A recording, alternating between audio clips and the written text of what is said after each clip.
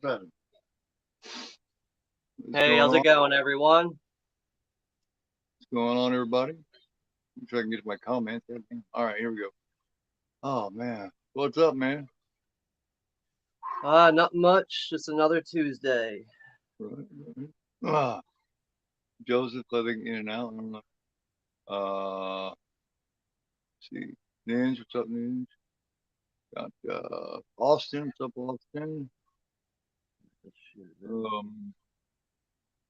See what's got here, what's here. Russell, what's going on? Zodiac, what's happening? Jay, what's happening? What's going on, everybody? Good Tuesday for everybody. Hopefully so. Friday the 13th Part 4, man, considered probably the best pure slasher ever made in a lot of people's books. Well, what do you think about that? Hey, man,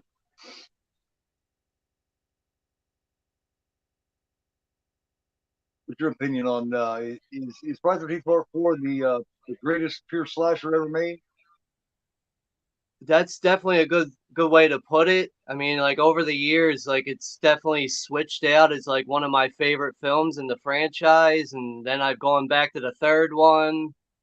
Then part six is my favorite, and then part two. But currently, I think I think I'm gonna just really land on part two as my favorite from now on.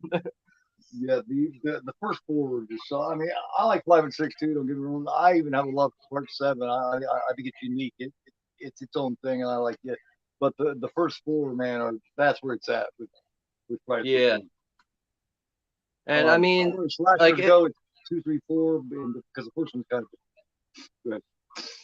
but just imagine if they really cut it off here, like what the original plan was to cut it off with this film. That's why they called it the final chapter. But it's really hard to say exactly what would have happened with that. But I mean, if we only had four films in this franchise, they probably would be more beloved by fans.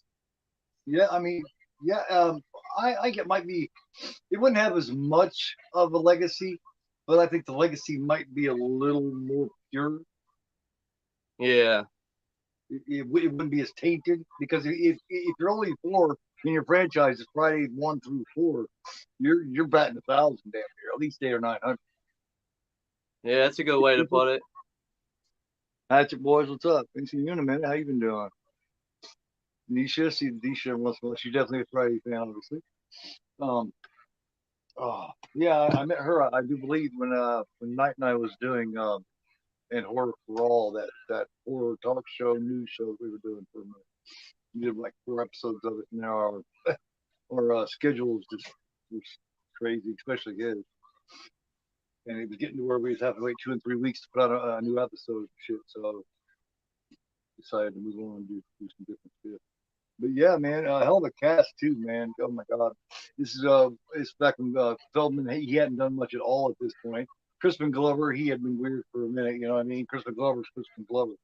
Um, Lawrence Monason, which is also in um, Last American Virgin.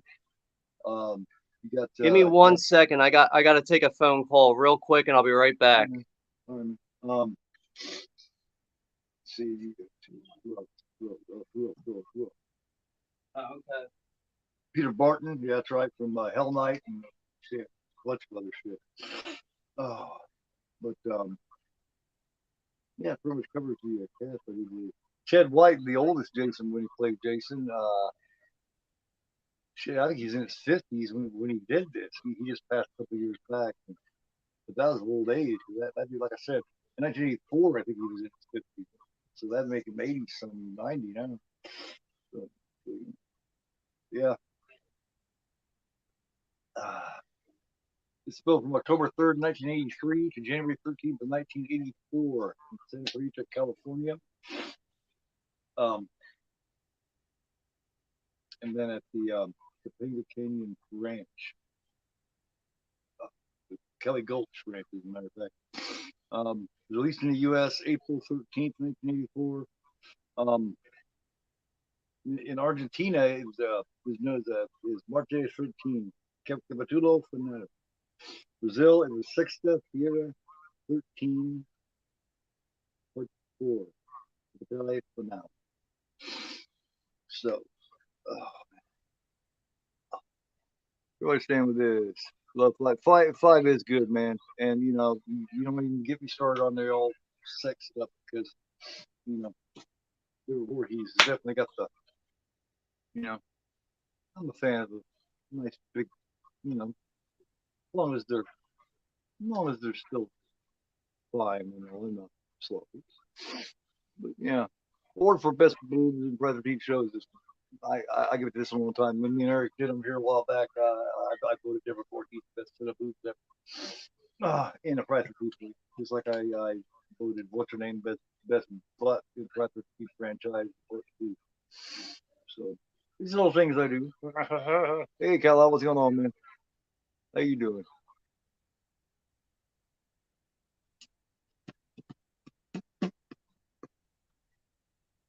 Man, got flags, huh? Here, here, what now?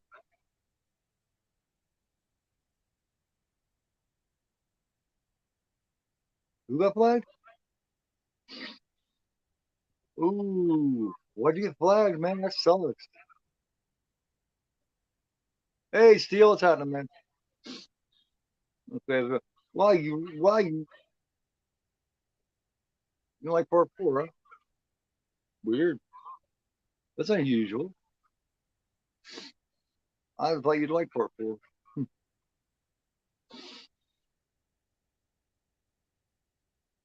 Hmm. So I did watch along last night and had audio too loud. Oh, that's so petty, man. That is so petty. And they flagged you for it? I mean, like they gave you an actual fucking strike for that? Hey, Todd, what's going on, man? That is crazy, man. It's getting to be some petty ass shit now. No warning or nothing. Just a fucking strike, or was it a copyright claim? As far as I know, I don't have. Yeah, I've never had any strikes. I've had a couple of copyright claims like shit.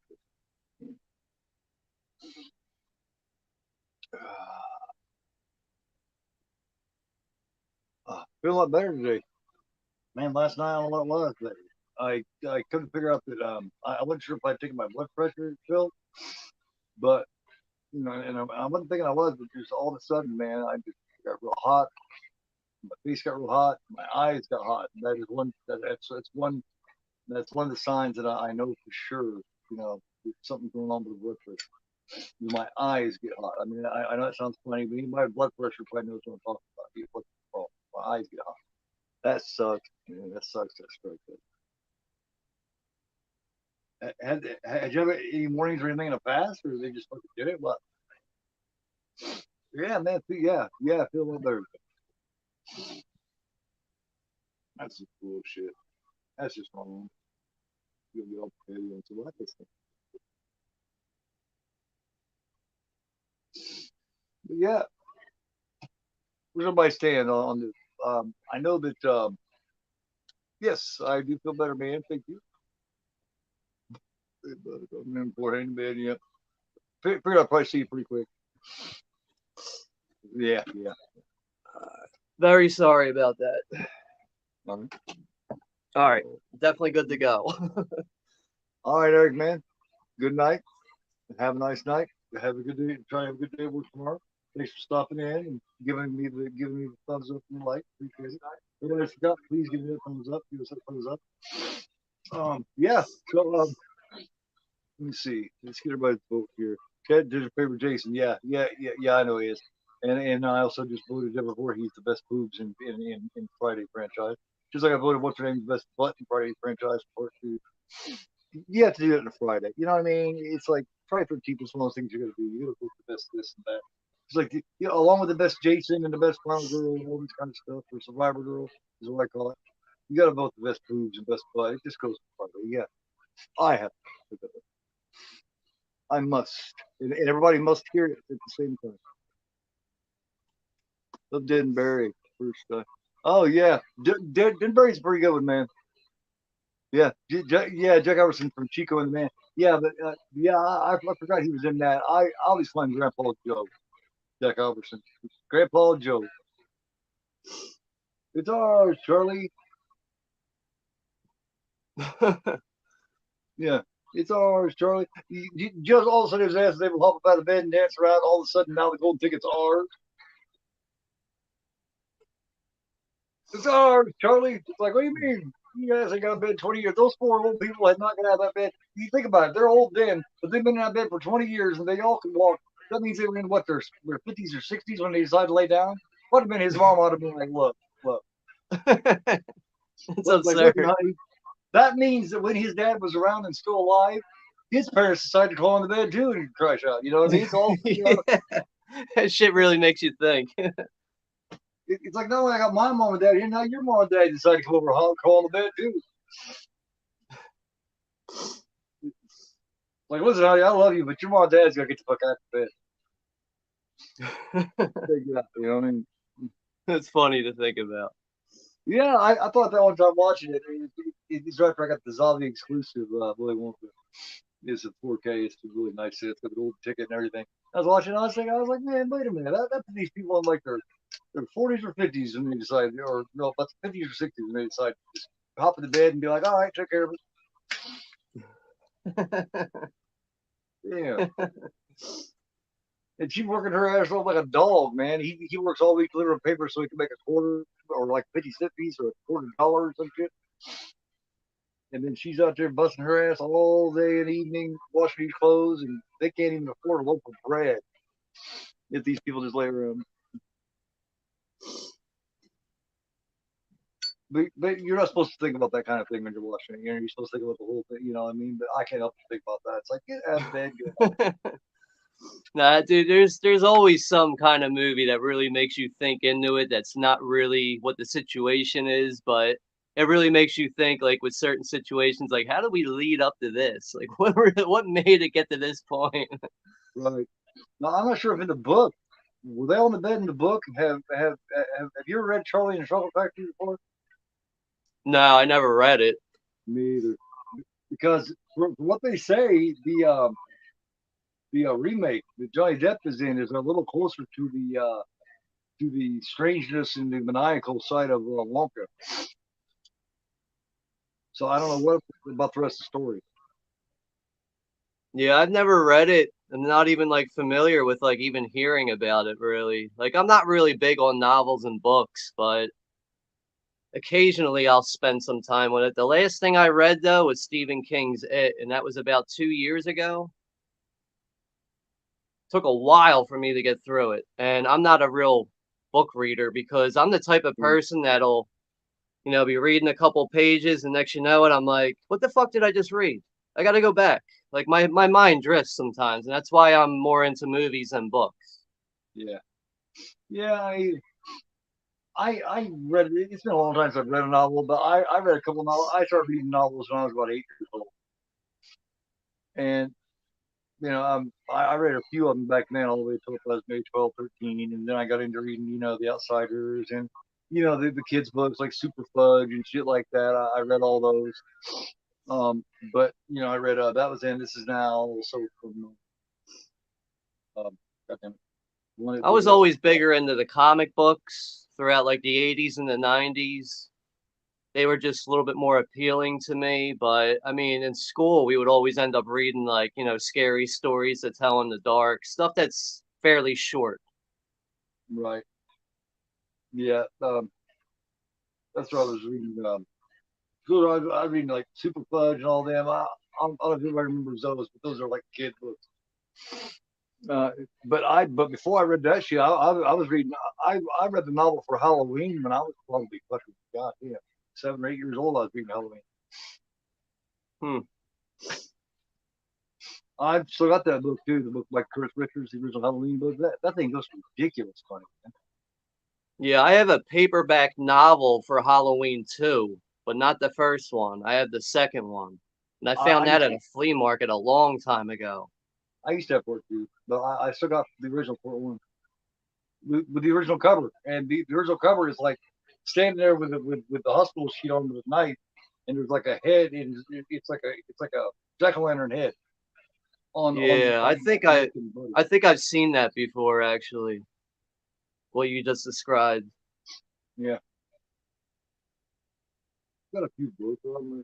Let me see. I got The Exorcist, Rocky Crew, Old Halloween. Scanners was just given to me not too long ago. Yeah, this is the Halloween 2 novel. Very cool, man. Yeah, I used to have that one right there. Yep. I You wish know, I still I had that. actually like I randomly looked this up one day. Like I went on Google and just typed it in. They want $65 for this. Yeah, I know. Like what the fuck? Oh yeah, I see the original Halloween go 300-400 bucks, man, easy. Yeah, I think it was like actually on Amazon. It was like $65. I forget what it was going for on eBay, but I mean, I just like to look at the prices sometimes. I'm not Yep. somebody to go, oh, it's going for that much. Let me go and sell it for that. I just like to see the prices and just see how ridiculous and out of hand it gets. Yeah, because obviously some people will pay that kind of shit. Some of these ridiculous prices these scalpers push, or they wouldn't still be doing it. There's an easy way to take care of the scalpers, man. Stop paying them for a good solid amount of time. Stop paying to everybody. Stop paying the prices, and you see that shit go down real quick. Yeah, and then like a newer release will also hurt that. So it's like, You know, it's funny though, like talking about that right now. I just went to a flea market over the weekend, which I haven't done the video for yet, but I found Hellraiser Bloodline on Blu-ray. yeah, yeah, I seen that. And apparently it's out of print. And this guy was trying to get like, I think he was asking like 20 or 25 bucks. And I was like, look, here's the issue I have with paying for that.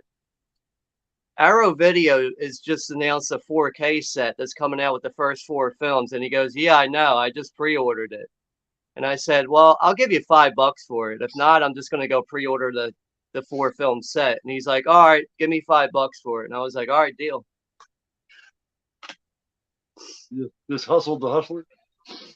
Yeah, it's. I mean, you gotta. I don't know. You gotta be fair with people, but you still gotta try. You still gotta Right. try low sometimes and see where they're willing to go. Oh yeah, you always want to try to shoot, just like they try to shoot high. You gotta try to shoot low. Yeah, I think he was like asking like 25 for it. When I got home and looked it up, it seems like it's going for about 35 or 40, and it's only a Miramax Blu-ray, and Miramax does not have good transfers at all. They're always like DVD transfers.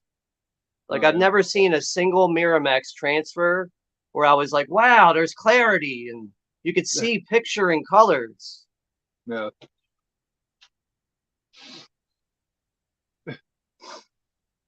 Let's see.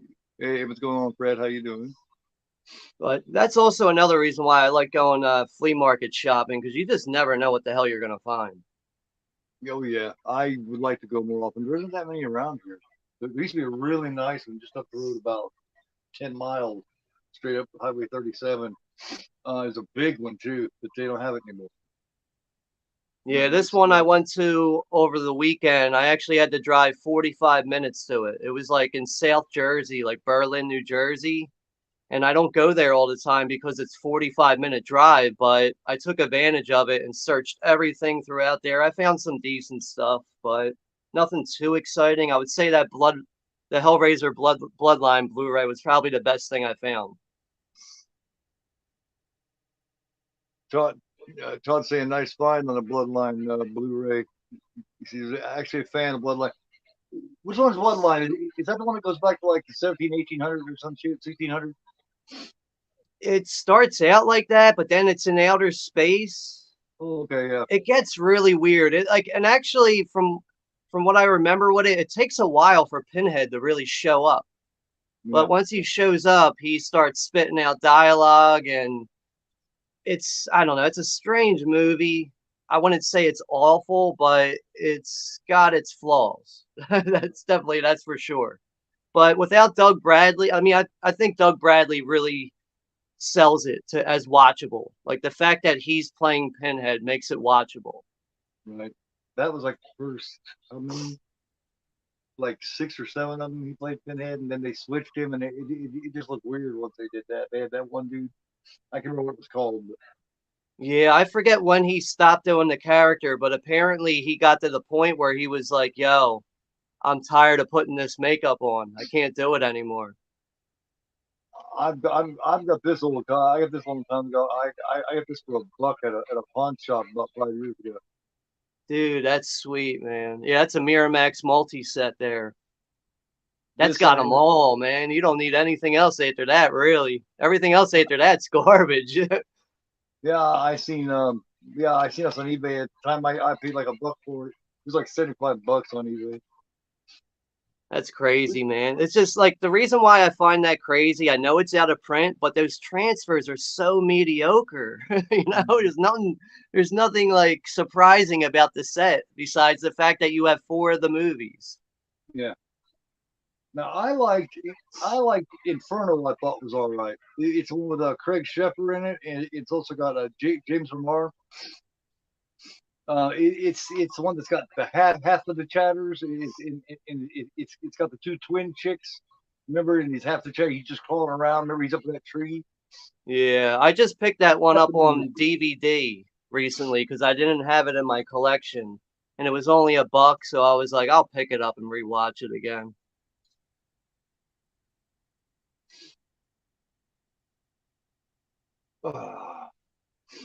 No, let me see.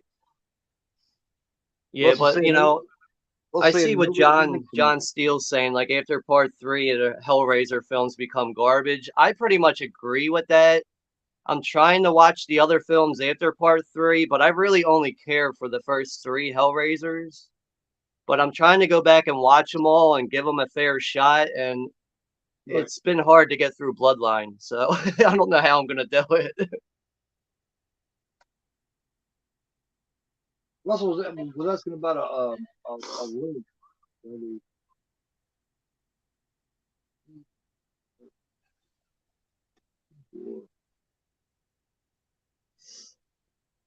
Say there should be one. I would think. I'm checking it right now. Come on, hurry up.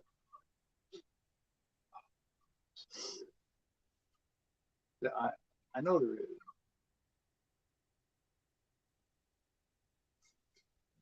I thought there's a couple of different movies. Look movie two. Here we go. Look movie two. That's what I found. They had to keep switching it because they're not supposed to have all of those up there. So that's why they have to keep changing it because it's actually not legal to put them all up there like that. These brand new movies and shit, that's just piracy. Now I see Wes is here. I am the Ice Lord. What's up, Wes? Hello, Russell. Hello, Lady J Ghoul, Slasher Fred, Zodiac Z, John Steele, Todd Christian. Hello, everyone. I know I saw Mayan here. And P. Rich from the Hatchet Boys. Yeah, P. Rich from the Hatchet Boys ended up doing a late stream last night for The Exorcist. Or a late watch along. Yeah. Yeah, I was bouncing around from your Dead and Buried stream to his, and like I came back and I was like, where'd the stream go? And I sent Mayanne a text and she said you weren't feeling good, and I was like, oh shit. Yeah. Yeah. I was doing pretty good. Yeah, it's blood pressure, I think, man. Fuck. I'm I'm I'm trying to find this, man. I got bullshit. Let me see. Part six, part four. Wait, you need a link for the movie? Yeah, Russell was asking about it. I'll get it right now. I shared it on my channel, but I'll just take it and bring it right here.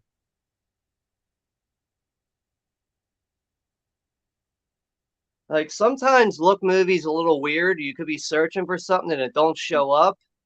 But if you go on like Google and type in Look Movie and then the title of the movie, it seems like it just pops right up. Yeah, I know. So I don't understand why that happens. There's the link.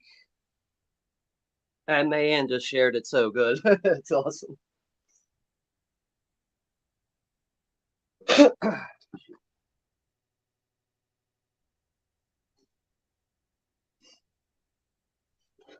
right, cool. There we go. There you go, Russell. Yeah, look movie's weird that way, man. Because if you don't type it in a certain way, or if you don't put the year or whatever after, just little things like that. Yep. Like I know there's an error on their website for the first film, the original 1980 film. The link actually says it's the 2009 remake, but it's actually not. It's the 1980 film. So they never actually fixed that error.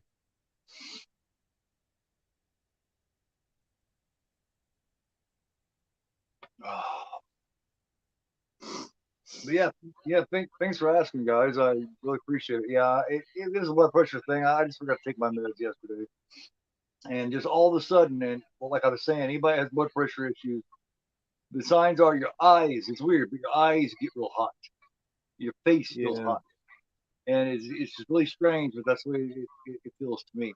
And I felt nauseous, and all of a sudden I tried to deal with it for a minute, but all of a sudden I was like, I'm sorry, I'm gonna have to redo this like next Monday or something. Like, Yeah, I can everybody's always cool about no, I can relate to that because I'm on medication for high blood pressure, and when I forget to take it, I actually get real shaky. it. Mhm. And then like I start to notice it, but then I'm like, did I take my medicine? I could have swore I took my medicine, but then I'm like, all right, I'll just take another one. But sometimes the medicine won't even work sometimes. Yeah, Like sometimes it's like I don't know, with me at least, if I take the same meds every day, my body gets immune to it and it stops working. Like it works, but not as much. right. But everybody reacts differently to meds. What are you taking for it? I take clonidine, but it's a very low dose. It's only like 1 milligram, I think. Mhm. But it also helps Take me the get to slim one. sleep because it actually lowers my blood pressure down because I have high blood pressure. So Mhm. it lowers my blood pressure and it'll actually help me relax and be a little bit more calm, and then I can actually fall asleep, Mhm. which is usually why, or usually I'll take it at night. But sometimes I get up in the morning and I'm like, why am I like, my heart's ready to fly out of my chest? Like, why do I feel like this? And then I'll just be like, well, I'm just going to take my blood pressure meds. Oh, God, it's just so nasty. Yeah. I know Zodiac. Yeah, I know. I just sometimes I just get moved. I'm very um like ADHD, so I'll get carried away and I'll get manic. And I'm also bipolar. My bipolar. I'm most of the time I'm in the manic. I don't get the bipolar lows very often. When I do get the lows, they're bad, but it's usually manic, and I'm manic all the time. I just, you know what I mean. So when that's going on, I forget to take medicine. I forget to do a lot of.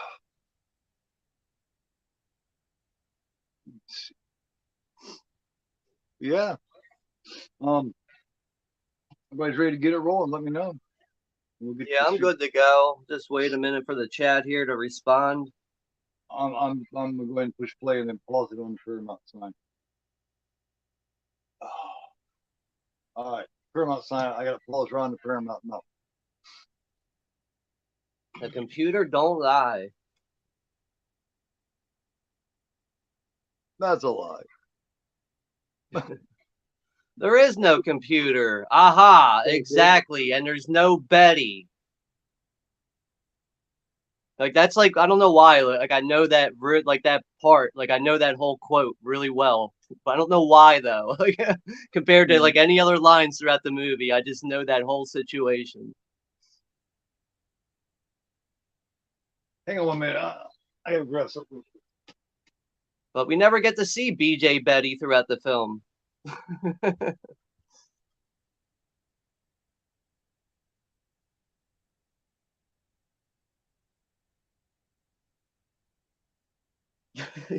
Russell said the only medicine he takes is marijuana. So do I, but I just don't take it every day. I go to the dispensary like once a month. I buy maybe 2 or 3 cartridges, and I only smoke it at night just to kind of wind down. And it does help me get to sleep though, because like I have a lot of sleep issues, and Sometimes meds don't work. Sometimes Benadryl will just work. Sometimes I'll just be like, you know what, I'm just gonna take some Benadryl and see if it works, and bang, I go right to sleep. But I do rely a lot on the medical marijuana for helping me get to sleep. Uh, yeah, I'm going back to this right here. Did you see that shit I was doing last night? Would have been that other tickler was perfect, man. See, she's stepping like crazy with it. Yep, yep, yep, yep, yep. Yeah.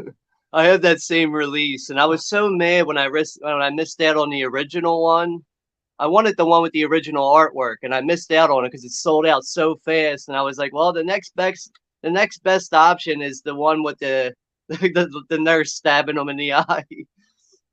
Oh hell yeah, that is cool. So they now if you look on Orbit DVD, they sell that one a lot. That the original cover. I just bought a couple things off of Orbit. I bought a box set for Oh, pretty cool. Andrzej Zalowski. He's a Polish director. He's the one who directed Possession from 1981. Uh-huh. But Eureka Entertainment released a 3 film box set of 3 of his movies that were like long lost movies, apparently. So I bought that.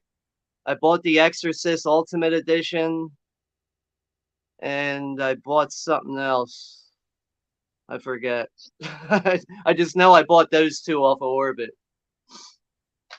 Um, Also, man, that dude, the eBay dude that I was saying about, the one that I introduced you to, he has that phenomenon arrow window slit, man, for $30. I would tell you to jump on that. I mean, I have it on Blu-ray already, but if I get spare money again to like really shop, because right now I'm in a bad situation with Right, money. right. But if I get money to like spend on like that again, and I see that still sitting there, I probably am gonna jump on that because I do want to pick up more window box editions because the only one I have is House by the Cemetery. Yeah, yeah. I fucking love those, and it's the one he has is one just like this, Yeah. and it's fucking badass, dude. I love it. Him wanting $30 for it, and his shit is like pristine. It's like brand new. Like this here's sealed. His right isn't sealed. Most of Yeah. my arrow window slips are sealed. I got Yeah, like when you 20 of sent them. me that link, dude, I started really searching through all of his stuff, and everything he has is fairly priced. Even anything that seems like it's expensive, there's a reason for it, and it's because it's out of It print is. or it's a limited edition. Yeah. But yeah, and his is much cheaper than everybody else's. See, because he's a collector. What he's selling is shit that was his. Right. And I do see that he has like certain multiples of things. As I'm like looking at it, like you'll see that he has like 3 editions of the same movie or same release. Hmm. Yes. I've seen him sell some sealed ones actually. Oh, all right. Yeah. Next week we'll be back at 10 o'clock. And just this week I had some people stop in, some relative stuff in I hadn't seen in a while, and on the way through, and I hadn't seen in years. So, but yeah, be back at 10 o'clock next week like usual. Last couple weeks has just been weird. But yeah, yeah. If Brian's ready, I'll get ready to do the count. If anybody's not ready or whatever, and you need a couple of seconds, let me know. All right, 5, 4, 3, 2, 1. Hit play. Oh, everybody, golf and Western. Now, like ever since I got the Scream Factory box set, I think this is my second time watching this Blu-ray. Yeah, it's like my third maybe. Because I know when I first got it, I went through the first 4 movies, and then eventually I went through the rest, even though they weren't 4K scans.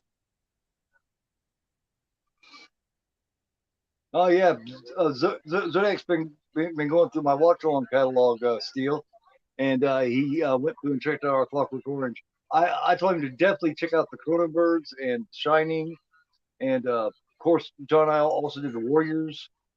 But definitely check. Yeah, there's certain ones I would tell you that definitely. You watched the Wrestler, which I'm glad you've seen that one, Zodiac. Also, my Carrie watch, not necessarily the discussion I had with Eric. That was cool too. Check that one out too. But definitely check out the watch. That's not Yeah, I probably noticed he went through a couple of my previous watch parties and left a comment, and clearly he watched it. So yeah. definitely appreciate that. There's not too many people who go back and rewatch that stuff, but it's very understandable though. Which is like that's another reason why I don't like having a watch party really run over 2 hours. Even though my watch parties usually go for like about 2.5 hours. Because by 3 hours, like, people see that and they're going to be like, I don't feel like sitting through that for 3 hours. Well, they can always speed through the courses they want to check out too. Yeah, Um, yeah, that's true. I mean, everybody's different when it comes to watching videos, though. and I always assume that anybody that talks to me or you know what I mean says much to me at all or has been around the room at all and is subscribed to me and is still around, they obviously dig what I do, which means they obviously must dig watch along because that is my specialty. That is my main thing. I'm not a review Yeah. guy. Usually. I do my review during that. So anybody that's still around and everything obviously is a watch along fan. So that means they like the length of time. So I really agree with you on that. Because when it comes to doing a video for a review, I always end up missing something or forgetting something. And then, like, I go and watch it and I'm like, fuck, dude, I left this out, I left that out. But when I'm watching the movie, I can, actually go through the scenes and analyze everything about it. right, yeah. I'm sorry to you guy. I just don't. I don't do. I've never actually done one. But every time I think about doing it, and I have recorded a couple of them, I just didn't upload them because I just didn't like them. I didn't like how I went about it. It's just not my thing. I'm a hands-on, face-to-face, talking to you kind of guy. Yeah, I feel like I'm kind of like that too, though. Like, I can definitely relate to that.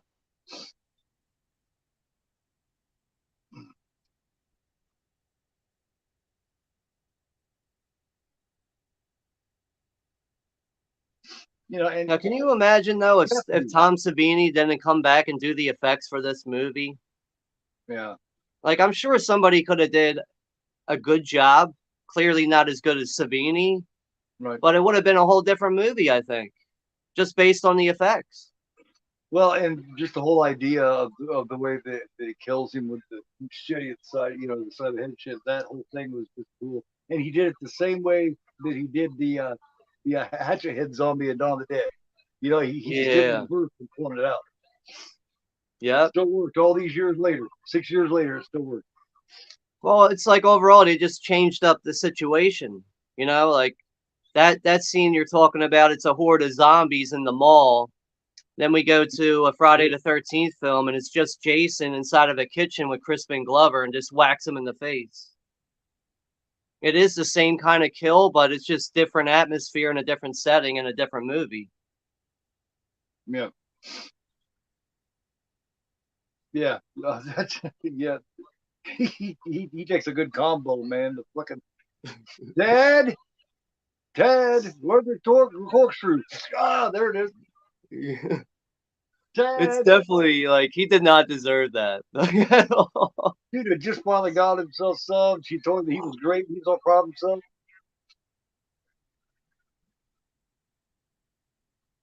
This isn't something else because you got the one that's a sweeter one that's not so, and then you got the other one. And she comes up there and, and she tells you it's storming outside. It's late. It's dark.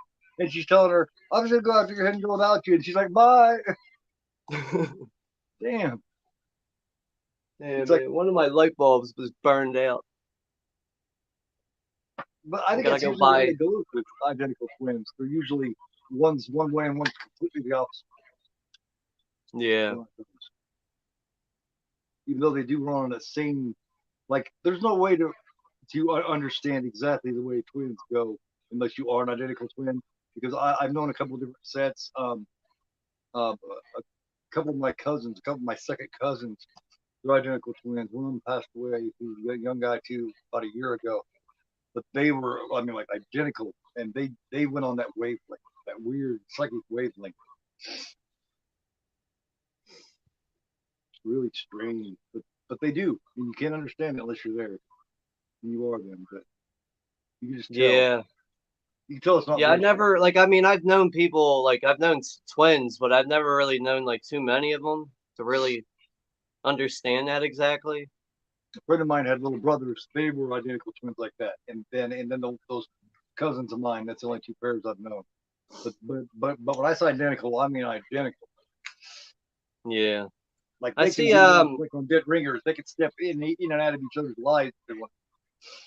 Yeah, yeah, that's like one of the best things about Dead Ringers. The fact that you have two guys playing one woman and they're both having sex with her and she can't tell the difference.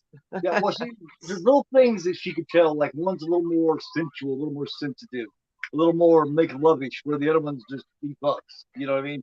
That's Yeah, she can kind of tell, but she just figures he's in a different mood. Sometimes he's kinky, sometimes he feels romantic. right. Usually I makes mean, sense. like overall she just catches on to it and she's able to figure it out, but it's still pretty ridiculous. Obviously the one brother has got the experience with women and the other one's got none at all. Oh, sorry, Jay. He got lost, had to restart. The timestamp. We're at 7 minutes. Yeah. What But I happened see there? like I can't have this blasting because we're live, but I see that Austin mentioned that the 5.1 audio track is Yes, pretty powerful. I haven't used the 5.1 track yet because I'm more of a mono track person. When I see a mono, I go for that right away. right. Yeah, But now I want to watch this with the 5.1, so I'm gonna have to watch this another time with the 5.1 with it blasting. yeah. I think I might switch it over real quick. But there'll be no point because I can't hear it anyway. And from what dude just said a few minutes ago, I don't, I'm gonna be extra careful because I don't want any strikes. I've never had one. I've had a couple of bullshit claims, but I've never had a strike. I don't want to start. I get a claim every Petty. week, and you know what? I don't even give a fuck anymore. That's petty, man. Yeah, but when you get actual flag, that's just bullshit. You can only get two of those. Yeah, I've only gotten one flag, and it was because I was doing a digital code giveaway drawing, and I ended up playing the Vikings theme song, If I Had a Heart. And I don't know what the fucking issue was with that, but they took that down right away. And I was like, fuck, dude, now I got to do this drawing again. Yeah, they say that Universal is real petty like that too, man. But that was the only like real issue I've ever had with YouTube, with like as far as like using copyrighted material. They don't like for you to use the music throughout Halloween, the glory theme and all that bullshit. They don't care for that. They will claim that every time. They don't strike you, but they claim that. They claim that. I've had them claim The Shining. Well, no, not The Shining because that's goddamn. What else was it? Phantasm. I do believe they claimed me on. Um, Like these are maybe. like regular themes that should not have an issue. Yeah. That you're safe using shit like the Shining music, but that's just because that was orchestration. That's old. Yeah. Like obviously, like I like sometimes I'll post a movie scene on my channel and I always get a claim for that. I don't really give a shit. That don't bother me. I've gotten a million fucking claims on my channel. I don't give a fuck. Yeah, But those are lately it seems like YouTube is starting to partially block them in certain countries. So it seems like only Canada and US can view those movie scene clips that I'll post sometimes. no, I didn't know that. Hmm. But I don't give a shit. I'm gonna post whatever I feel like posting. If I get a claim, I don't give a fuck. Hmm. And I love when people get so bent out of shape over claims. Oh, I don't want to get a copyright claim. Like, shut the fuck up, you pussy. Get over it. Yeah, claims. Yeah, claims a lot. There's a stretch where I was doing just one certain kind of video where I used like a lot of different kind of music, and a lot of them was like different speakers of music from the films, and they were claiming me every time I pulled one of those out, so I just stopped with it after about 10 of them. And said, whatever. I started. I'm a mood type person, anyways, and I got out of the mood doing that kind of video. This Axel The dude, four. this Axel, I don't get why she even fucks with him. This guy's a goofball from fucking hell, and he's a dick all at the same time. It's like this guy couldn't get this chick if his life depended on it. Yeah, she's clearly trying to do her job, and he's not interested. And she's like a completely different class than he is. You know what I mean? Like he's shooting high, getting hurt. She's You know prettier than what's he is. funny though? Like when you watch these movies and you see how a lot of the guys have the one track mind of just getting some pussy. I've actually known people like that in real life. Yeah, Like yeah, where they're literally just focused on women to a point where like I've actually like told people like for instance, let's say we're at a concert and that's the setting and I'm around people that are just focused on women. I will literally tell them like, dude, shut the fuck up. I'm not interested in hearing you talking about pussy all night. I'm here to fucking focus on a concert. yeah, yeah. But I see the 4K tent revivals here. What's up, man? Yeah. Thank you for stopping by. But yeah, but this guy's already shooting over his goal, and here he is, this goof fucking, and the only thing cool about him is his little rant that he goes off on. Jesus Christ, holy old Christmas shit, or something. Yeah. Here it is. Jesus Christmas, holy Jesus, goddamn, holy Jesus jumping Christmas shit. Yeah.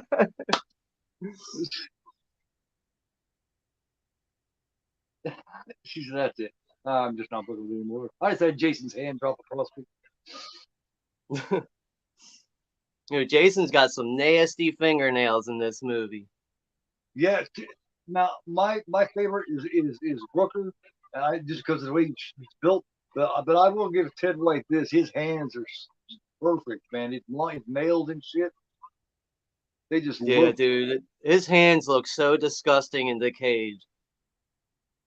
Yeah, they're yeah.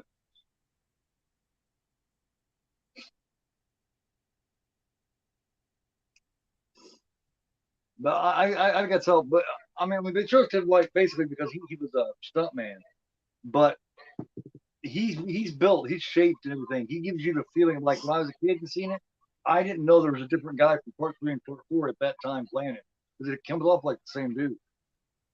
Yeah, the clothes look similar too. I mean, well, in part three, he has the more brighter khaki pants and the brighter green shirt, Yeah. but the body structure besides the back and the Yeah. shoulders are a little bit similar. Yes. Except Brooker's got that hunch right here. That just Yeah. nah. But I mean, I'm not 100% sure, but I think the guy playing Jason in part four, I think he's actually taller than the part three one. Yeah, yeah. I Like think I could be wrong about Brooker's that, but I just get that vibe that he's so much taller. Oh, he just broke the shit out of his neck. God yeah. damn, dude. I Those think it's a neck couple. snaps where you turn someone's head around to the fucking back of their body, that shit's rough. Yeah,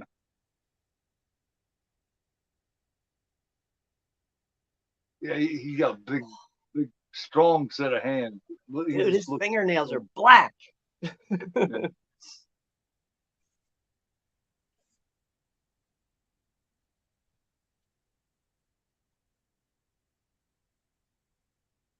Yeah, I love the relationship that she has with her kids, man. The mom, she's Yeah. yeah, Joan Freeman, uh, Mrs. Jarvis. Yeah, she just basically Mrs. Jarvis. She yeah, I mean she's jogging with her daughter in the morning. She just understand, you know, what I mean, she's just the mom that you know, if you got a shitty mom, you want this mom.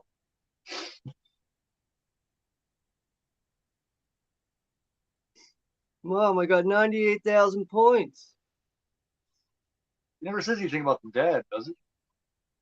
No, I don't think they I mentioned think that.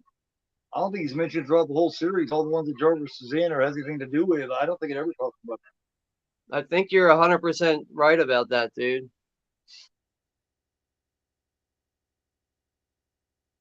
Yeah, not even mentioned. Yeah, this kid was basically based off of Tom Savini and how he was as a kid, making his own shit and just having this imagination, stuff he wanted to be able to do, wish like he wished he'd been able to make. That he just didn't have access to the shit as much of the shit. Of It's course, it also works. a good excuse to show like his work that he made with mask and effects. It's a really good excuse. Yeah. To me, the kid in Salem's Lot's a lot like that too, man. The way he's doing all that different shit, and he put together all the different models, and he's got all that different stuff in his room. He's kind Dude, of along that same line. it's funny you mention that because there's one point in Salem's Lot when the father comes in his room and he's like, "When are you gonna start outgrowing this shit?" Yeah, And he's just like, you see him so bummed out, like he's like bummed out that his dad does not appreciate his hobby, and he's yeah, like, "I don't know, Dad," and he just walks out of the room and shuts the door. Like you could tell, like he's got no relationship with his father. There's nothing he can relate to there. yeah. That sucks. But you can have, I mean, you can have a connection with your kid. There's many different ways that you connect with your kids. You just got to try. You got to be there sometimes. You got to be open It minded. requires that. It You got to requires be you open spending minded as time. long as it's not something negative. Yeah, I mean, you have to you have to be there one way or another, or it's not going to happen anyway. You have to be willing to think further than yourself. Yeah.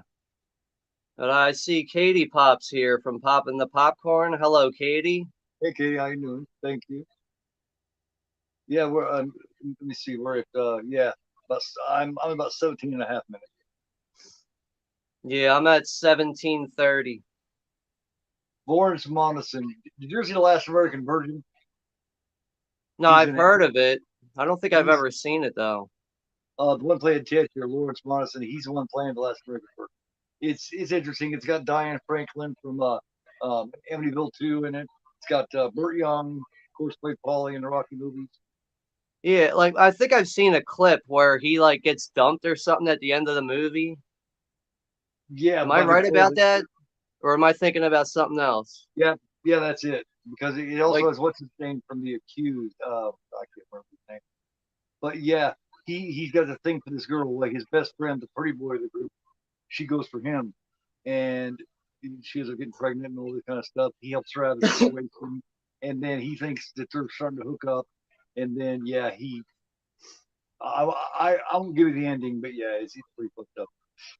I've seen It's a good clips show. of that movie on the internet here and there. Like sometimes I go through Okay. shorts and then next you know what, I'm going down the rabbit hole watching Sopranos clips and all types of shit. And then next you know what, I'm watching the entire Sopranos show just based on clips. Yeah. But I do that with movies and all types of shit. Dave from Savage Zombies here. What's going on, Dave, man? Thanks for coming by. Hey, everybody, don't forget to give us that like. Appreciate it. Hey, This what's up, Dave? our first viewing of the Pamela Voorhees tombstone. This is the banana chicken. Yeah. The banana. I just yeah Hey, Hottie, you got a sister? yeah yeah. Woof woof Ruff, ruff. woof woof. That's just fucked up. So fucked up.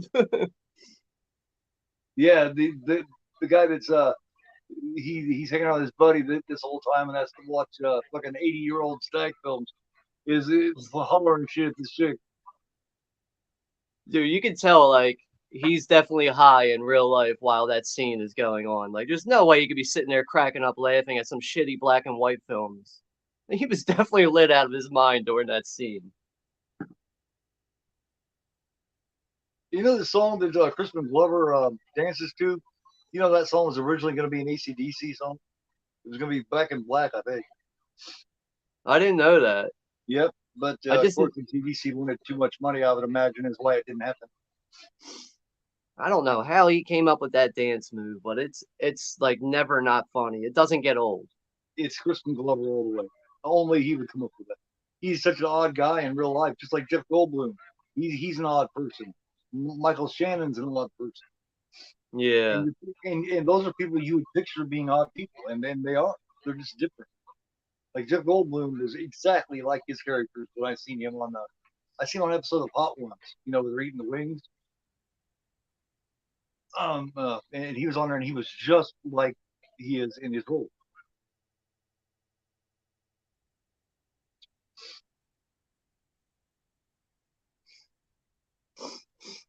I was never a Feldman fan. When it came to the two Corys, I always liked Kane better than Feldman. I don't know I've what it is. I've never been crazy about the both of them, but I think they were both great child actors. But as you see, Feldman, when he got older, he was trying to act in some lower budget films, Yeah, and then he tried doing his own music. It was just like, dude, you're not that talented. Like, you got some talent, but it's fading, bro. yeah, yeah. I remember when he used to want to be Michael Jackson. Yeah.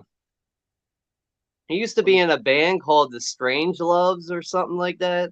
Mm-hmm. River's Edge is great, Russell. Yeah, hell yeah, man. I got that right here. As a matter of fact, good movie, good movie. River's Edge.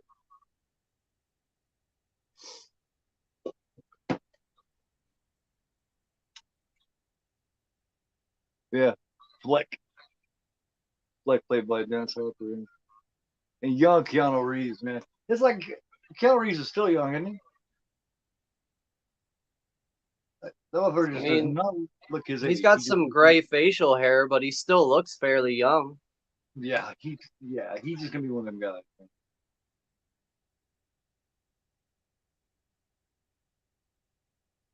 This chick is she is she is so sweet too, and she's just treated like an afterthought. Totally just Yeah. disrespected by her man Cole. I think his name Cole. Yeah, I seen that in Friday the 13th. There's like so many in the franchise. There's so many Tinas. There's so many Pauls. There's so you know what I mean. They're just like throughout the series for some reason.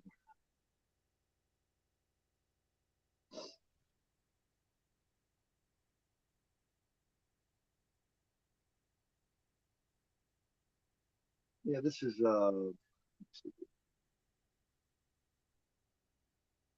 issue.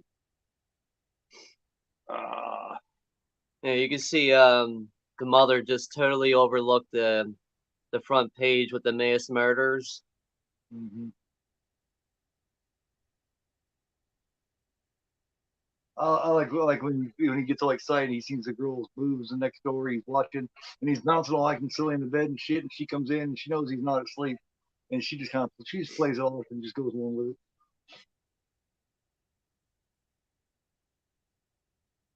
He's like, yeah, I know what you're looking at. I'm gonna close this screen. It's just yeah, I mean it's natural, and you know you got one of the two cutest chicks in the whole film here. You're saying Her besides the twins, right? right. I was never much into that. I didn't like them much, even as a kid. But I always liked this chick here and that Sarah, the one that um, Peter Barton ends up hooking up with. Like, I like the twins, but I hate their outfits. Right. Their outfits are so like fourth grader bullshit. Like, I don't know, I can't explain it. Yeah. They just look so prudish with their outfits. Put it that way. Yeah. Let's see, tranny vampire. Let's see. Kel, yep, Kel is in his later. Yep, he's deep in them 50s, that's for sure. And look much younger than me, but he's a hell of a person, man. He's a hell of a guy. Keanu is. He's real, man. All this shit has never went to his head, and I respect that a lot. Yeah, he seems like a very humble guy. He's very down to earth, man. Like he'll come along and fucking sit down with the homeless and the bums and shit, and just sit there and munch on a sandwich along with them. Give him a sandwich, sit there and just bullshit with him. He'll think he's better than Yeah. anybody, and You that's know who just else is real like too. that?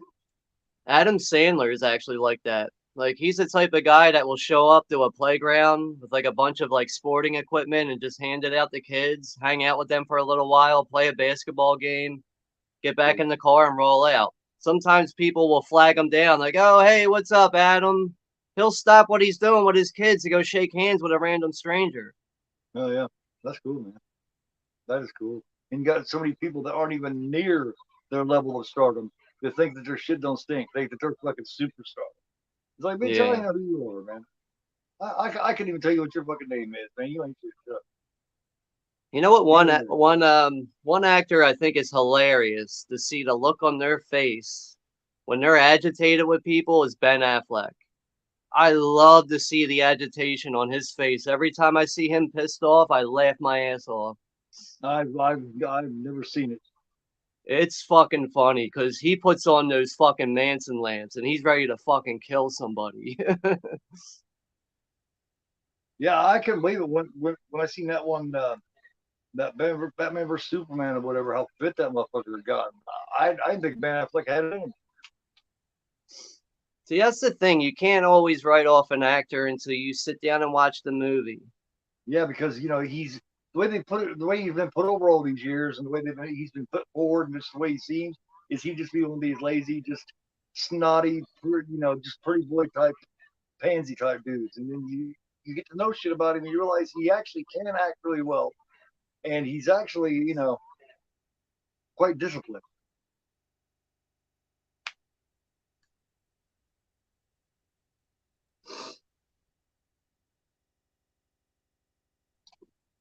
You just that, that just speaks for not judging a book by its cover. Yeah. We're Because, all I we're mean, all I've done guilty that of that. before where I'm like, I see a movie and there's a certain actor that's playing a certain role, and I'm like, Yeah, I don't think I'm going to see this. But right. I eventually end up seeing the movie and I'm like, fuck, I was way off on that. We all do it. We're all guilty of it at one time or another. We're judging a book by its cover. All. But nowadays, when there's like actually, for instance, here's a good example. Danny McBride in Alien Covenant. When I heard that he was going to be in that, I was like, he's like a comedian. How the fuck is he going to be in this Alien movie? But then when Yeah. I finally sat down and watched the movie, he ended up being one of my favorite characters. Yeah. That Tennessee character is one of the best characters in it by far. I mean, he throws the comedy out here and there, but overall, it's a pretty serious role for him. And Yeah. then once he realizes that his wife is dead, you see how serious he gets. I didn't think he really had that in him to do it. Yeah. Yeah. He does a pretty good job. Bruce Wayne. Yeah, Bruce Wayne isn't terrible. The Town is a good movie. I've never seen Knock Knock. I thought about it. I haven't caught that one yet, Russ. And Yeah, it's that's the Death Game remake or whatever, or it's based off of the original Death Game movie from the '70s, that Grindhouse movie. yeah, but I am gonna watch it. So I've decided because I do like Keanu, and I do like some Eli Roth. I thought the Green Inferno was highly underrated. Oh, I hated that movie. Really? I fucking Why? hated the Green Inferno. It did not even.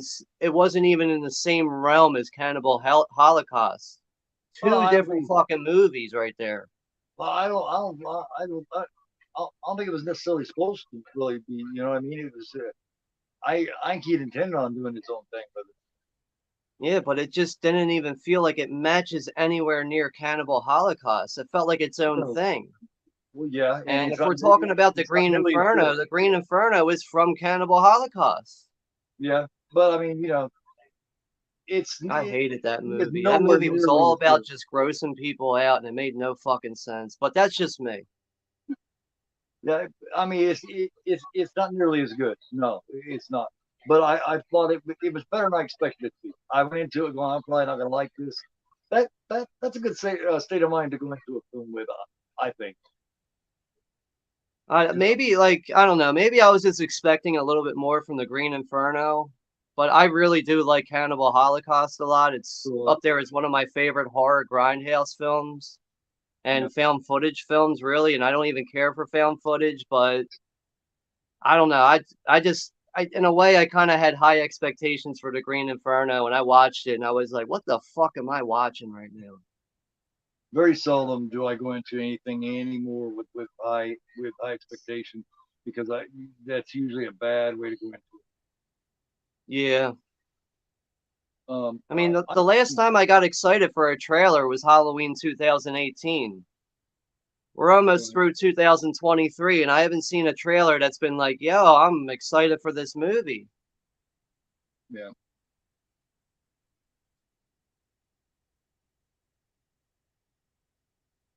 I seen that new late last night. I turned on the new Willem Dafoe movie. It's on Peacock. That's kind of interesting. I'm going to give it a second viewing, but check. I couldn't remember where he's a he's a he's a art thief, and he goes into this top penthouse apartment and to steal some art and shoot the guys away, and gets locked into the place. Almost reminds me of like Panic Room. You ever see He Panic Room with Jared Leto and what is Forrest Whitaker? Jodie Foster, yeah. Yeah, but that's another movie. Why the fuck hasn't it? How come that movie has not gotten a Blu-ray yet? I don't know. I didn't know it happened. I thought it had. There's just Huh. a regular DVD out there, and there should be at least a Blu-ray or a 4K by now. Hmm. But I really like Panic Room. That's a very well made movie in my opinion. That's also a David Fincher film.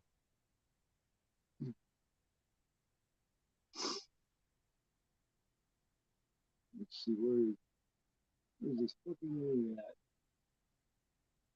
Let me see. Oh, it's called Inside. What, you talking about the 2007 movie? No, the Willem Dafoe movie, the new Willem Dafoe movie that's made this year. That I seen that's Ah, on people. I don't It's even called think I'm Inside. aware of that. It's a brand new one. Yeah. Who released that, or who is releasing that? Uh, I don't know if you know offhand. If not, it's not a big deal.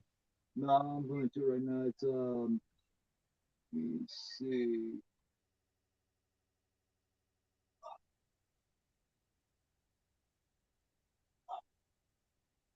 It is it's directed by Alexis Hetzler. I can't see the last name, man. Uh, what you mean by like what company and shit?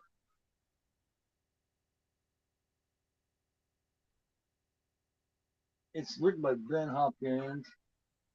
It is a distributed by Sony Pictures.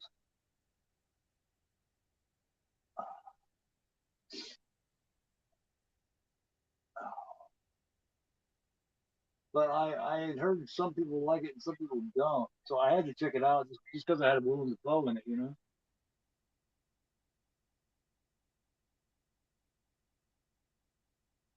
And I mean, I liked it, but I want to see it again. And he's basically the only one in it. He carries the whole thing. It's basically just him. I mean, he's got little people here and there as far as for his flashbacks and stuff. But he's basically it's one of those films where this one actor carries the whole film. When I get off And of here, I'm gonna search for a trailer. it's not bad. It's like I said, it's one of those. It's going to take two viewings. It's Yeah, one of it's those ones. it's funny. I did a rewatch recently of The Lighthouse, and I actually haven't seen any of the features before. The first time I watched the Blu-ray, I didn't watch any of the features afterwards, but I went and watched the features afterwards, and it's really interesting to watch how Willem Dafoe really prepares himself for a role. Mm-hmm. Like he will put money into doing research and learning things, like learning how to spit certain dialogue out and learning it like certain accents. Like he puts the time in for these roles, unlike most actors who will be lazy about that shit. But he will put money and That's why he's time always in to great. make sure he gets something perfect. That's why he's always great. And of course, whether I really like the film or not, I mean, I like it, but I don't know how much. I can't deny that he's just as great as always in it. I mean, you know. He's always working on something too, man. Willem Dafoe is like, it seems like he's got like 2 or 3 movies coming out like every year. Mm-hmm. Yep, and he never disappoints. You know, whether people like the movie or love the movie or not, you can never doubt that he's always great. Always has been. Crispin Glover's dancing right now. Yeah, there he goes. Now this thing originally was going to be ACDC. This was going to be ACDC. Can you imagine this dance with that? Yeah, I am trying to picture that. Because, I mean, overall, this is a bad song. Yeah, But it's mostly just it's the vocals that are so bad about it. it is so B C rated 80s. You know what I mean? It's like the Yeah. bad stuff. Like I would hate to have a young person listen to this and think that this is what the shit all the shit sounded like, because it's not. Let's think about the 80s. The good was really great, but the bad was really bad. Yeah, that's a good way to sum it up. There was no in between. It was either shitty or great. Yep. So the best music ever made happened in the 80s, but some of the worst too. John Steele, you're talking about Cold Skin with Ray Stevenson. At least I think that's what you're talking about. Another movie that's like The Lighthouse. That's a that I mean that movie's not like super amazing, like an award-winning movie, but I feel like Cold Skin is very underrated, and Ray Stevenson's really good in it. Unfortunately, he just passed away recently. Yeah. He's Lighthouse, going to be in the new Star Wars show that's coming out. I'm really looking forward to that. Lighthouse is weird because a lot of those A24s, a lot of art house films, they require that second viewing. Well, I think Lighthouse requires maybe a third and a fourth even. Yeah, I wasn't too sure about it when I first saw it, Me either. but by the time I got to the final act of it and you see what happens with Robert Pattinson, I was like, "Holy shit, dude, this movie's fucking nuts." He's the reason I wasn't too sure about it. But then by the time it was over, I actually got a little bit of respect for him. You know what I mean? I was like, damn, he's a lot more than the sparkly vampire, isn't Yeah, and apparently I was watching the features, like he was being interviewed, and apparently at that time he was looking for weird roles. He didn't want some average roles. He wanted some oddball weird roles. And when he was offered the lighthouse, he was like, "Yep, this is what I'm looking for. I want this role." he? Yeah. Oh well, hell yeah. Because not only that, but it's just you one on one with Willem Dafoe the whole time. You talk about testing Yep. your skill level. Dude, once they start drinking the fucking the fuel that lights the light at the lighthouse and they're all pouring that shit in, they are fucking lost at that point. They are not coming back. They've lost their damn minds. Yeah. Cause like what happens, I think like something gets to the provisions. Like their food gets all damp and fucked up so they can't eat it. Yeah. And I think they end up running out of alcohol. So like they're panicking. And they decide to start drinking the lighthouse fuel and they're pouring all that thick fucking waxy shit in there and they're coughing it up as they're drinking it. Yeah. This is when if I was her, I'd be beating somebody's fucking ass. I don't give a fuck. Just smack this bitch right in the face, man. I mean, what the hell? That's a disrespect. Fuck that shit. They should be kicking her. They should be kicking them the fuck out. With that one doing, when that one twin doing that shit, trying to hit up on the, you know, you don't put up with that shit. What the hell? Right. You take your ass and get the fuck out before I let my friend beat your ass.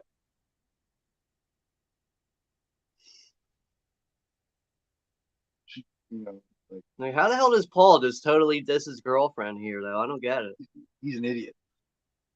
Look at dumb fuck. Yeah, because she's sweet and she's looking hella fucking nice looking. Yeah. Much better looking than the twin. I mean, come on.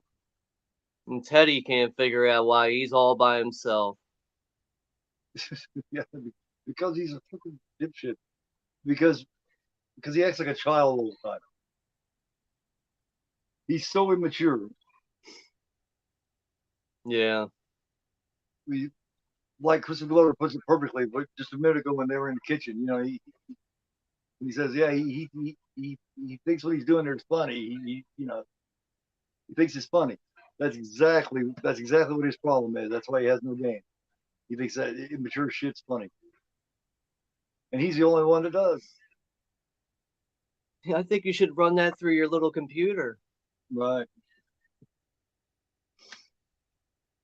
But like, get just real quick, like reflecting back on like the lighthouse and what John Steele said. The difference with Cold Skin is you actually have some creatures that are coming out of the water and they're being attacked at that lighthouse. And Mm-hmm. it's like every night they're shooting flares into the sky so they can see the creatures coming, and they have to pick them off quick before the flare burns out. Mm-hmm. Like that's like the only difference from the lighthouse. The lighthouse, there is like some oddball like curse bullshit going on where there's like, Robert Pattinson is seeing mermaids and all this shit, but Yeah. it's more psychological. And I would say Cold Skin is a bit more of a creature feature with psychological elements. Yeah. Like, have you ever seen Cold Skin? No. Yeah, you got to check that one out. It's not like, like I said, it's not like an award-winning movie, but it's definitely worth your time. Cold Skin. What? Yeah, What it's were you? called Cold Skin, and Ray Stevenson's in Ray Stevenson is in it. The other guy who is the starring, I think, or supporting actor, I can't remember his name because he's not exactly a big name actor. All right. But I ended up finding that at Dollar Tree on DVD a long time ago. I was like, holy shit, they got this movie here. I'm buying this.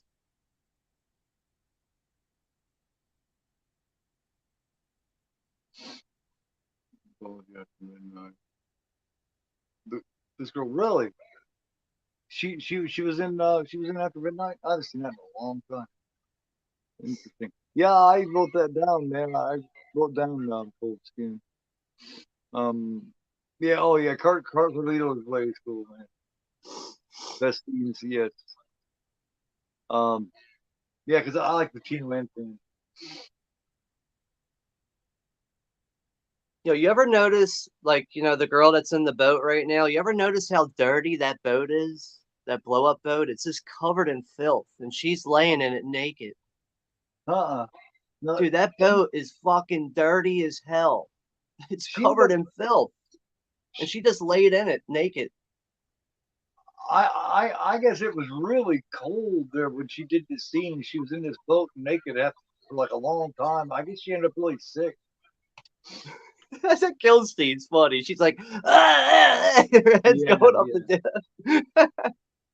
yeah. The one I thought was interesting like that was the one that I was talking about the other last week when I was doing the one with Department of Fear. That part of the Prowler when he stabs through the shower and he stabs her with a pitchfork in the stomach, and she goes ah, Yeah. she's screaming just like one of the screams at the beginning of Blowout when he's laughing at the chick going ah. It was that was a blowout scream. It was terrible. I was like, wow, like the Some, makeup was great. sometimes those terrible reactions are just so laughable that you enjoy how bad it is. Yeah.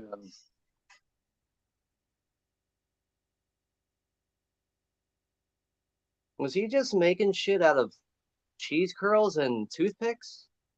Yeah, I seen Deadly Manor a long time ago. Still, it's been a long time, but yeah, I have seen.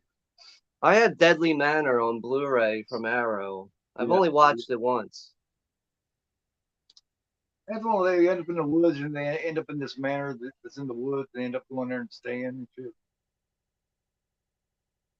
Is that I that just one? remember there's like a deformed girl in it who's like living in the attic, Yeah. and I think she's Okay. the one picking people off or something like that. I only seen it one time.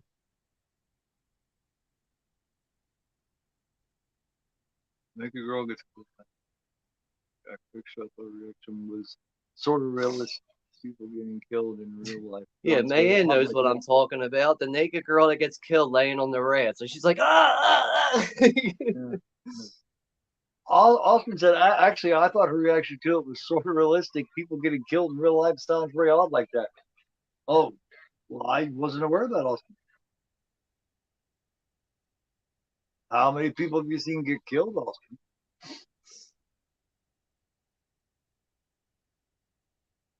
Maybe we're finding something out about Austin. Hmm. And They put something those tells something me like that joint he's smoking is actually real. I think he's really smoking a joint. never find out that Austin's actually like a serial killer. Oh, this is a good one coming up.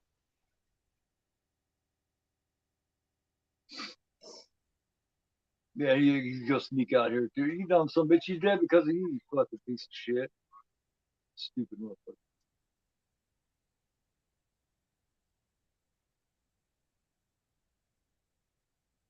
Go through all that shit just so at the last second you can be like, I just can't do this to Sam. I know, right? You should have said that to fucking begin with.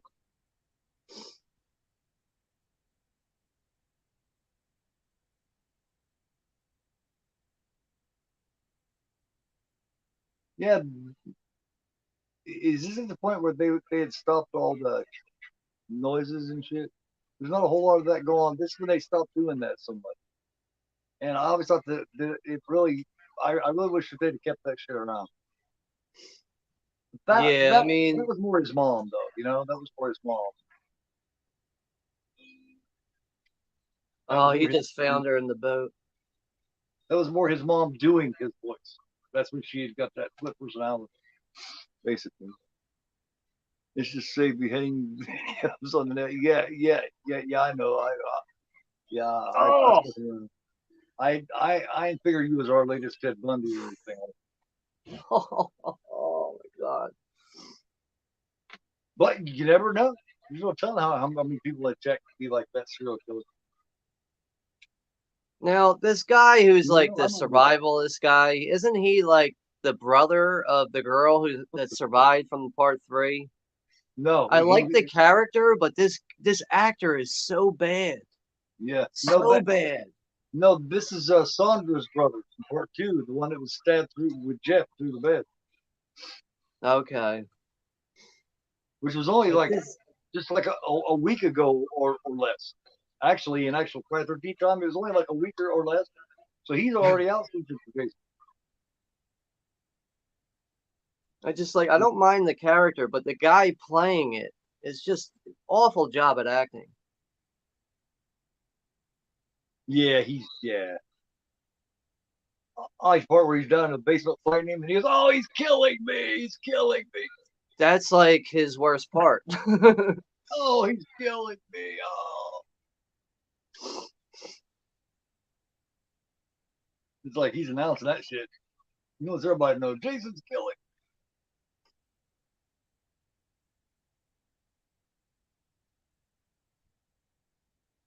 So yeah, they're right at growing. Yeah, there's a little bit of I don't know, just a little bit of poetic justice there. I think with Paul getting shot through the groin with the arrow. It's really the best way he could have checked out. Yeah, you yeah, know, he perfect. was asking for it. Jason seen that. Jason's like, man, you're disrespectful. Not only are you fucking, which is bad, my mom said, but number two, you're fucking over your girlfriend too. Jason doesn't like people that sexy. That's what it is. It's not promiscuous sex. He doesn't think any sex is good. You're fucking evil if you have sex. His mom said, And I see P. Rich is saying Ted White really disliked Corey Feldman. yeah. He was fucking with him or something throughout it.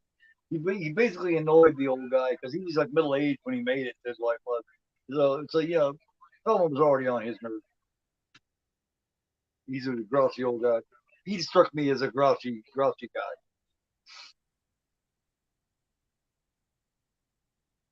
I actually think he mellowed out the older he got, which is usually true in a way. But to be grouchier when you're middle aged, I guess you got to be high watching this old ass black and white movies. I can I can get a laugh better entertainment out of something better than that if I'm gonna laugh at something. I don't know why it's so funny to him. I don't know. Like, I mean, his reaction, like he really looks like he's legit high while that scene was being filmed. Like he Yeah, really looked like he smoked a joint, and then they were like, "All right, action." yeah. There's actually no telling what he's actually laughing at. It probably has nothing to do with that. Dude's just delirious. Could have been some bullshit that they was talking about, or they're just cutting up. Yeah, See, back then with filmmaking, it wasn't an issue to smoke a joint on the set. right. Nowadays, you need permits and proof of age and IDs and all this shit. Yeah. Man says his laugh was in the way.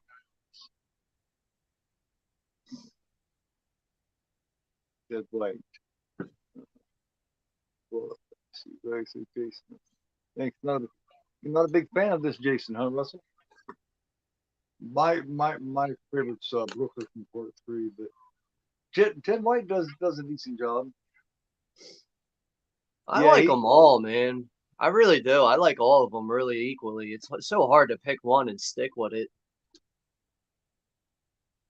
it's the makeups. Like I said before, it's the makeups I understand, and I understand it's a different person doing it every time. But damn, it seems like you look at the last movie, you know, and at least follow a pattern. You Certain know, makeup. Cool. Kane Hodder's first movie was Part 7, right? Like, dude, I love the look of Jason in that movie. Yeah, yeah. I mean, I actually, I would say one of my favorite kills in the entire series is in Part 7. When Melissa knocks on the door and she's like, "Fuck you guys." And then Yeah, and it's Jason's covered there by and he ends up fucking whacking her in the face and then throws her behind the TV set. That makes me yeah. laugh every time. Yeah, yeah. It's exactly the way she needed to be treated. She's such a fucking piece of shit. Like, well, fuck you guys. Turns around to leave and then runs right into Jason and he fucking just buries an axe into her face and throws her behind the TV. That shit is so funny every time I see that. Yeah, shut her up right for the way. No, fuck you. How's that? Get out of my goddamn way. Out of my goddamn way, you fucking bitch. Jason didn't like her right away. He's like, I'm gonna shut you fuck up. I can't stand to hear your voice any longer. All right, now, in my opinion, once the power goes out in the cabin, this is where the movie really takes off. Mm-hmm. Obviously, we've already had some kills, but now it's like, all right, shit's getting serious now. Yeah, I like the class in not showing her death, showing her killing, the mom's killing. I think Yeah. that's pretty cool. I think this is the only off-screen death, and it just happens to be the mom. And I thought that was a really good choice.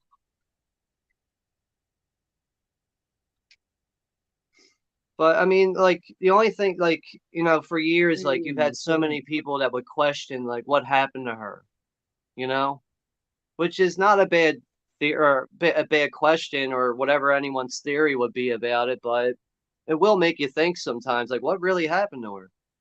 right. She was Like, obviously killed. she died, but like, how? How did she die exactly? They never. It's one of those things that's never really, you know. Sometimes it's what's not told or explained that's cool about it. Yeah, Sometimes it's really cool to, like, for instance, that movie I saw with I see Willem Dafoe. It doesn't tell you exactly, certain things you don't aren't told, and in that particular case, it was a really good choice. I think it's really cool to leave it to the viewer's imagination. yeah, you gotta leave. Like, I mean, sometimes not everybody might agree on a certain way somebody was killed or something, or no matter what it is, but you gotta leave something to imagination, whether it really sinks in with people or not. There's Right. something that's got to be left to really be analyzed in your own head. Yep. Oh yeah. You don't be told too much, like shit being told to you. Every little thing told to you like you're a 5-year old. It's like, man, you don't have to explain every single thing. I'm not stupid. Yeah. Hey Dan, how's it going, Department man? Department of Fear is here. Yeah, Dan, Hello. what's going on, man?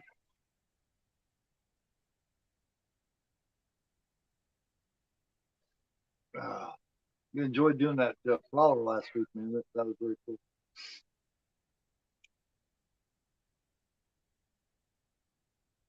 We talked about doing some collabs in the future and shit, so that's pretty cool, man. Always like to meet new people and shit, and make friends with new people and chill in here, and you know what I mean. Um, everybody you're gonna like or necessarily mix with real well, but some you do, and that's the cool part about it, you know. Like I think how many people I've actually met in the last 2 years. Um, but you know what I mean. It's narrowed down to this particular list of people that I like to do shit with. Some people you just kind of just do one thing and then you never really hardly talk or anything ever again. And then others you Yeah. end up doing a lot with, or you just at least stay in contact. I feel like I'm kind of at the point where I'm just trying not to really care about too many things in the community.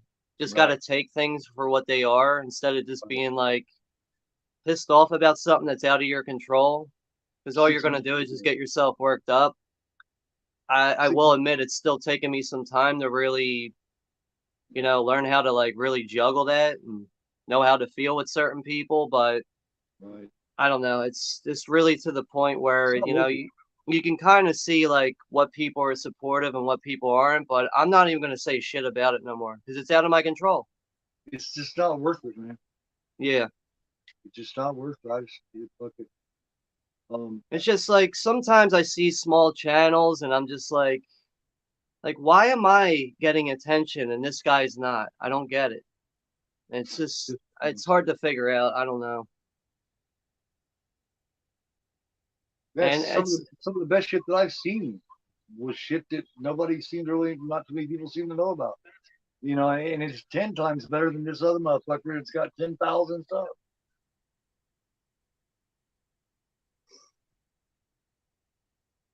Luck of the like I draw, mean, man. like when I like talk about people being supportive, it's like my channel. I think my channel gets enough attention as it is. I get enough views. People are, they leave good comments, and I appreciate that.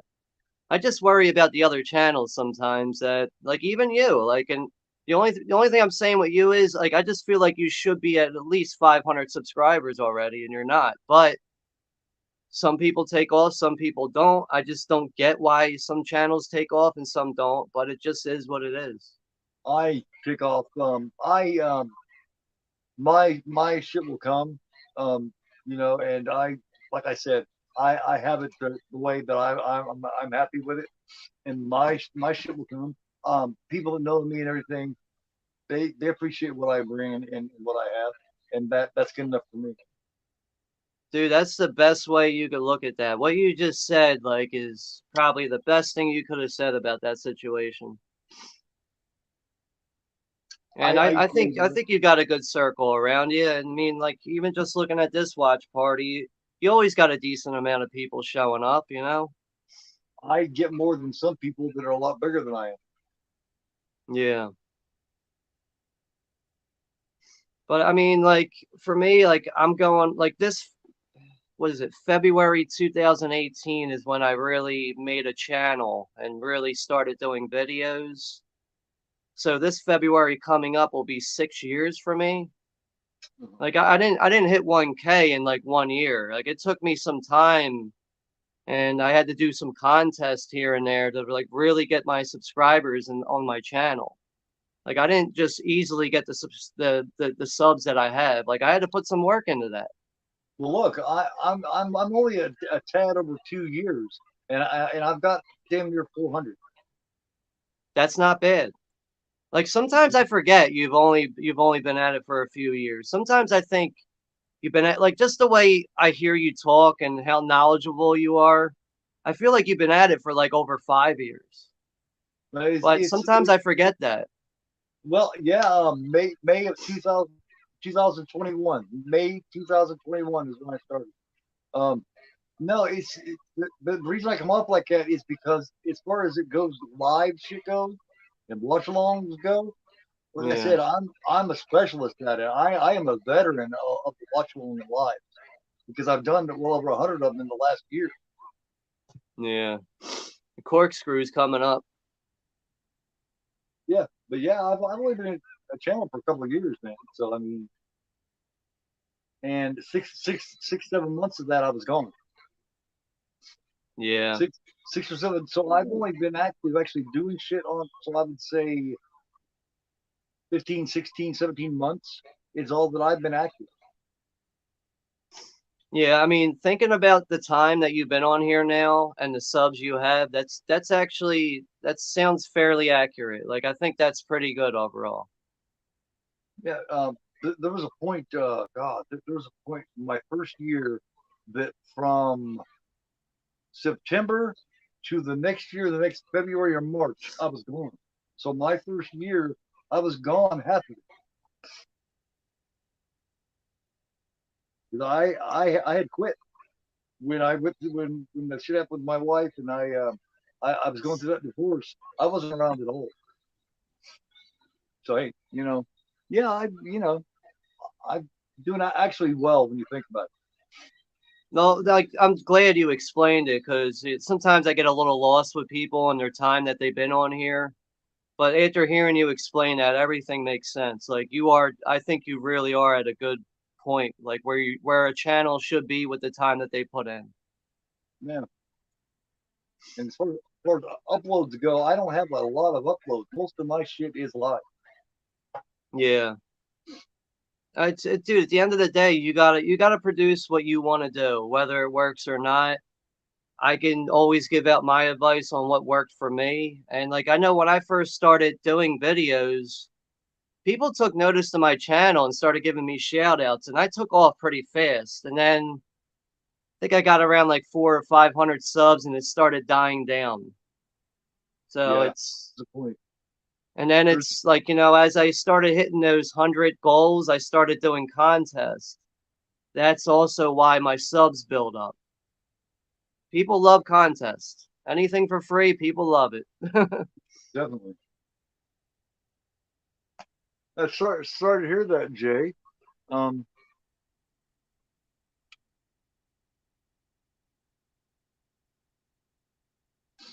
Very sorry to hear that. Here's your corkscrew, fucker.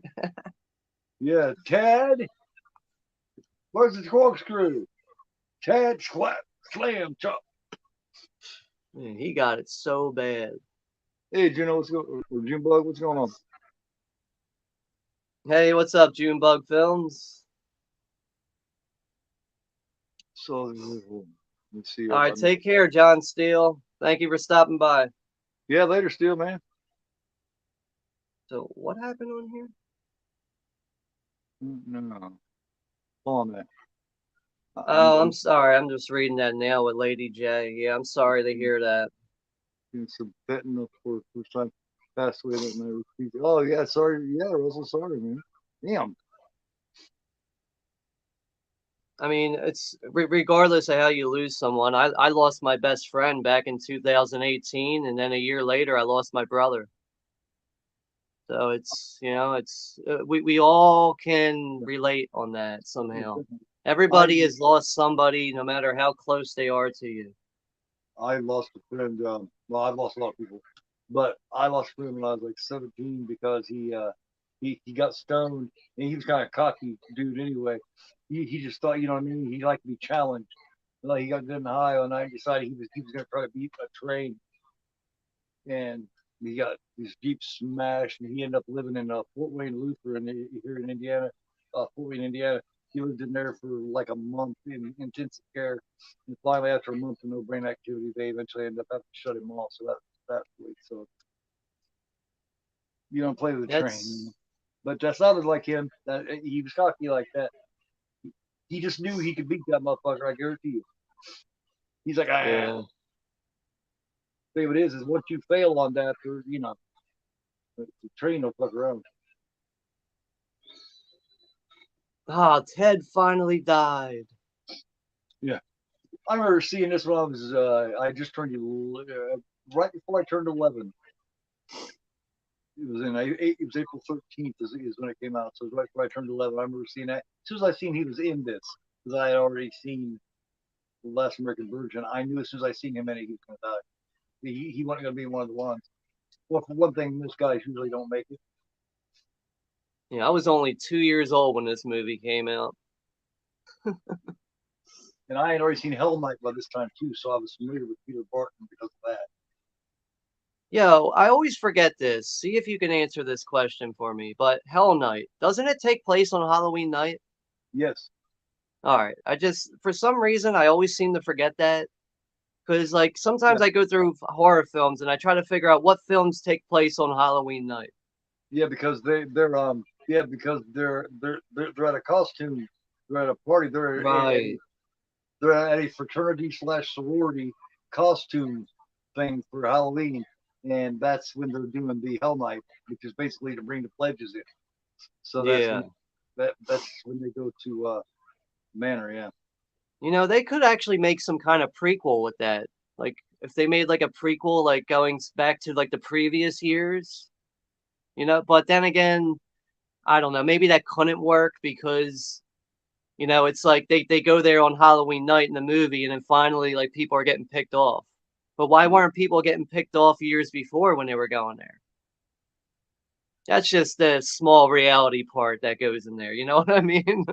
Well, I actually think in Hell Night, I do believe that was their first time ever going to that particular manor. I don't Oh, okay. I don't think they'd ever went there before. It's just something that what's his name, Peter, his name was Peter, had decided he was obnoxious and he wanted because this place had that legend of all the Garth kids. That's where they go as Garth Manor. I think that's their first time going there. You're probably right. I mean, like I'm thinking about it now. I think I've seen Hell Night maybe 3 times in my life. I have it on I love Hell Blu-ray, Night. but it's not a movie that I know like the back of my hand. Oh, that's one real nostalgic for me. I grew up on it. It's one of my top slashers, and that's not only a slasher. That's goth monster type slasher too. Yeah. It's like it's actually a better film than Humongous. I hate to admit it because I really am nostalgic by Humongous, but Hell Night really is much better. Um, and you can it's a version of Humongous you could see a lot better too. Yeah, Hell Night I feel like has better themes throughout it in a way. You know, like just the whole college theme. It makes perfect sense why they're stuck in this manor in this castle. You know, it's textbook, man. It's textbook slasher early '80s horror film. Yeah. It's everything you expect except for the nudity and sex side. There's not any of that, which is a book. I mean, like I do hear from like horror fans sometimes that they hate Hell Night, and I can Really? kind of understand that, but I've never had an issue with Hell Night.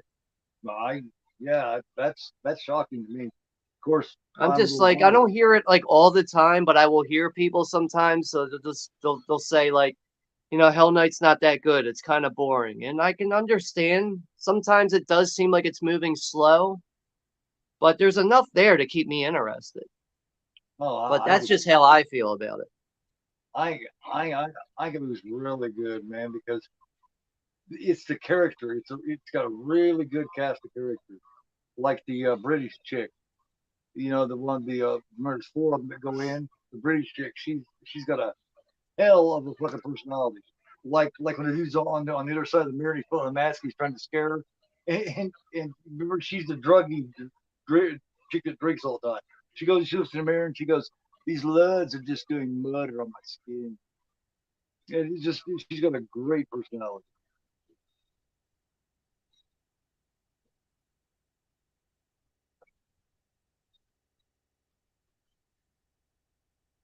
And Jenny Newman, I think from Nightmare, is in it also. She plays the main chick of the sorority.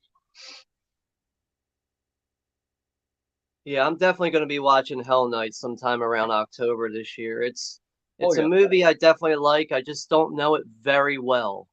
yeah. I've been holding off for a long time. I've really been wanting to do it again. I've already done it once about a year ago, but about in October I think. So I can't wait to do it again.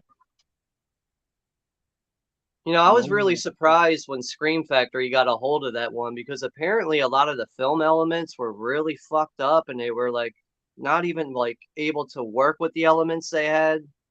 So I think they had to like put some money out to really fix that movie and like do some new inserts for it. Yeah, I've got the Scream Factory with the slab. I've also got the 101 film. Okay. I still have the Anchor Bay DVD and I had the Scream Factory Blu-ray.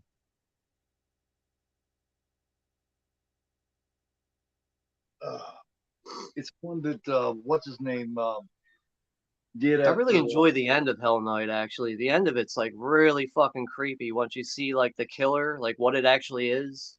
Yeah, it's the one that Joseph Wolf and Urban Yablans and all them put together and produced and all that shit after Halloween. Yeah. All right, It's one they. Cal L. Daly's here. What's up, Cal? Yeah, he Kala was here a little earlier. Oh, I Oh, must have missed him. oh, yeah, it's see, yeah, the crushing the head of Peter Barton is nasty. That is like one of the best kills in this movie too.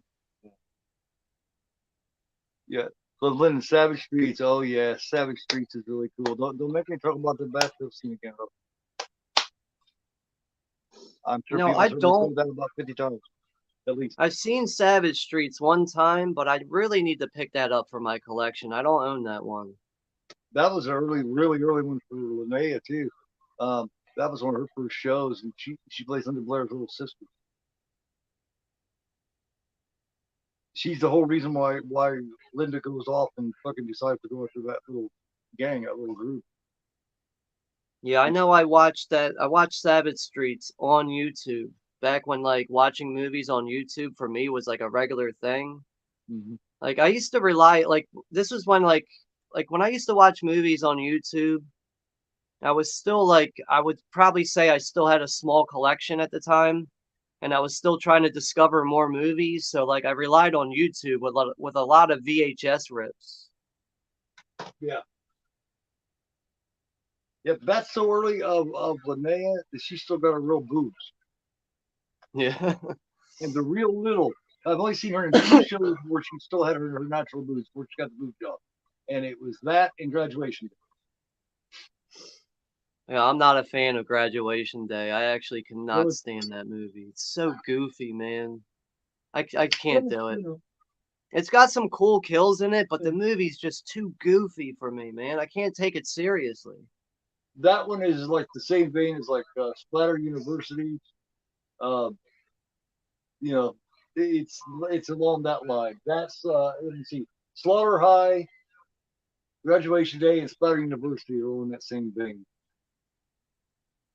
Yeah, Tommy Jarvis is reading all the fucking article cutouts now. I love the amount of time he has to cut his hair and shave his head, man. I know, right? Like, damn, dude, that would take a lot longer than that. He just because I've seen people think about and try, when they got hair shave. You got hair 2 or 3 inches long. You're not just gonna go in there and just be able to shave it off with a stick. You're gonna have to cut that shit down first,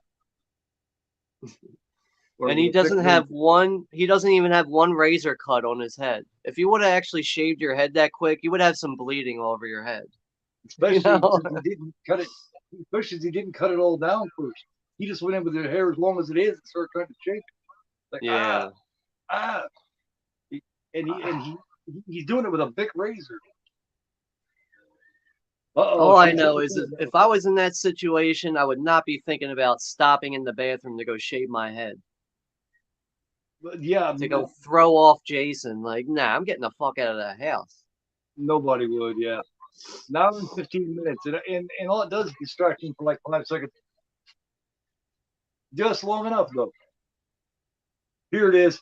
Here he goes. Oh, he's killing me. He's killing. Fucking asshole. He's oh god. Oh, he's killing me. This guy come in all badass, and oh god, he's killing me. And you know, he ran down there just so Daisy could kill him. She You know told you. She told you not to go down there. You said no. but the 4K scan, we can actually see a little bit now. Yes, yes. You can actually see him killing him. Yeah. Yeah, so you're like, oh, he's killing me. Oh God, that's fucking. I just don't understand that dialogue, and you know what I mean. I don't. It's kind of It's funny. portrayed poorly too. The actor does a bad job at portraying it. Yeah, I hadn't thought about it before, but when me and Eric did this one a while back, and he mentioned that, and at the time I was kind of defending. I wasn't thinking about. It. I was thinking, well, yeah, he might react that way. But I thought about it after that, and now I'm going, no, yeah, You know, all the bodies He are does do starting it to bad. show up. He, yeah, he does do it quite badly. Jason loves decorating with bodies. Yeah, and having it where the perfect timing where they'll fall out of the tree and swing out. I remember the end of the original Halloween was really good at that. Where Yeah. just in time for her to walk through the doorway, Bob was swinging, and she bumps into the dresser. It just swings over just a little bit. You can see Linda. And they're like artists, man. They're body artists. They're man. That's part of the fun for them. The Passion of the Crispin Glover. Yeah, yeah, he was kind of crucified, wasn't he? Yeah, he is. I He's don't know like, get why out of that's my so way, Bob. funny. He just rips him down off there. Get out of my I way, mean, Bob. he was technically crucified in that doorway. So. He was, yeah.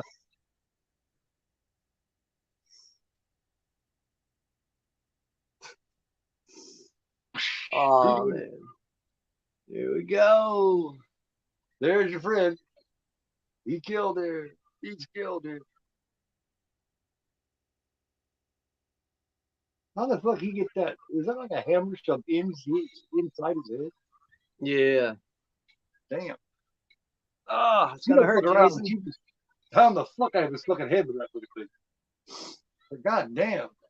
All right, so I'm hitting you. Apparently, they didn't tell Corey Feldman about this scene. They just let it happen, and that also like scared the fuck out of him even more. Yeah, yeah, I remember hearing, yeah. Can you imagine that? Like just doing that to a kid? Like, look, just stand right here, and we're gonna say action. Yeah, it's best to do that to your actors sometimes. Kind of like the Yeah. shit, you know, we talk about rest in peace, Friedkin. Friedkin just took great pleasure in that, I think. He Yeah, I tormented know him. like a lot of films are like that though. Like they will purposely make sure that a certain character does not see the villain until they're supposed to. Yep. Because Yeah. you want that more genuine reaction. Or if they do let you see him, um, the actor himself will act weird will stay in character just to fuck with you, just so that you're a little weary of him at least. Like all the way back to '72, Last House on the Left, man. That whole group tormented that poor Sandra chick, man. That fucking death to the point to where she was terrified. She was convinced that they really were a group of rapists, and they didn't do anything to deter her thinking. You know, they tormented that poor girl, man. Uh, Cedric Cassell, yeah, they fucked with her hard.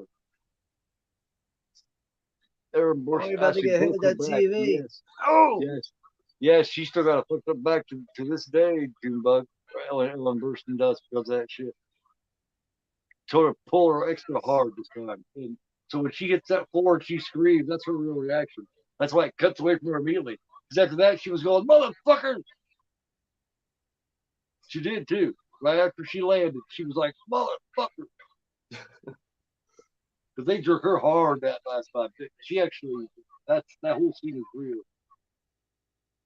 Cut immediately because she was cussing them out of it.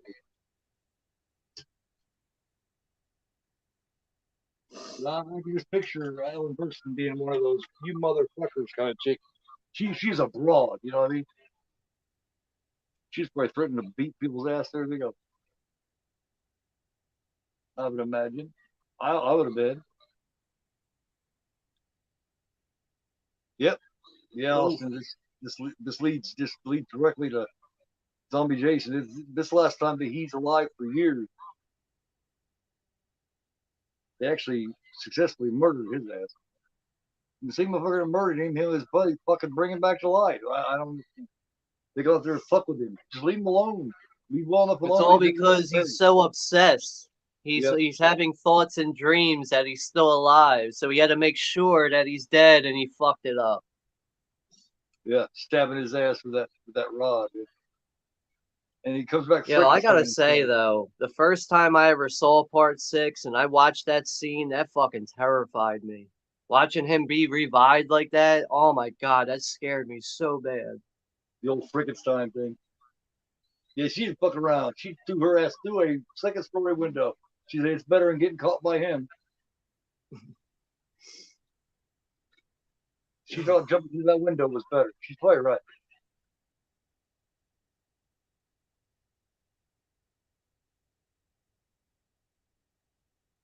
Jason's looking down at her like, damn, is she dead? Is she gonna move? Damn, I hope she's not dead. I really want to kill her. Yeah, all right, she's not dead. Let me go kill her. Definitely got the wind knocked out of her. Oh yeah. So, yeah, he thought that he thought he got cheated out of a kill there for a minute. Oh shit, my phone is about. Oh fuck! I need to plug this in. My phone is about to die, you guys. I forgot to fucking charge it. Damn. Hopefully I'll last. If I don't, What did you get the notification for like 15%? I forgot to charge my phone, so I'm gonna be dying here in about a minute.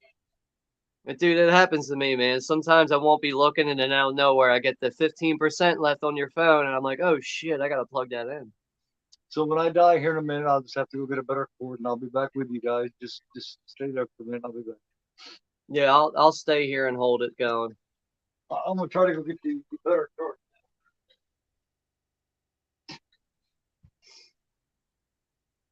Ooh, right through the fucking hand.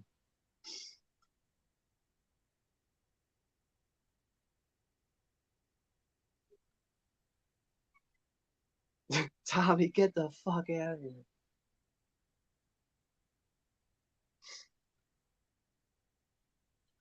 Ooh.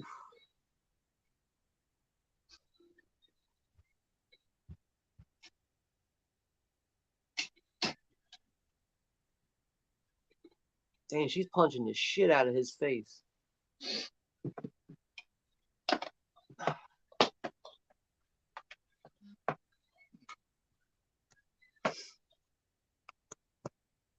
You ever think Jason, like, you know, like when one of these victims or whatever are like calling his name, you ever think like you ever wonders like how the fuck did they know my name?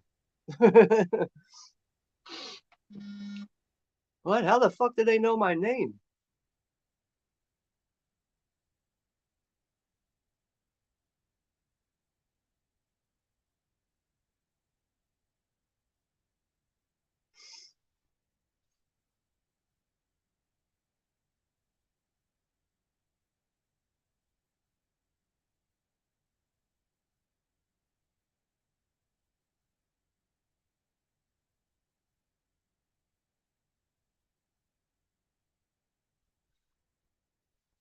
Booyah!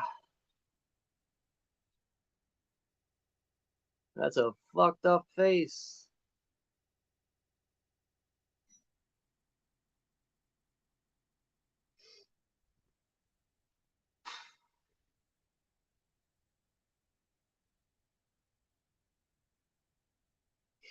Yeah, it looks like Keith ran out of battery.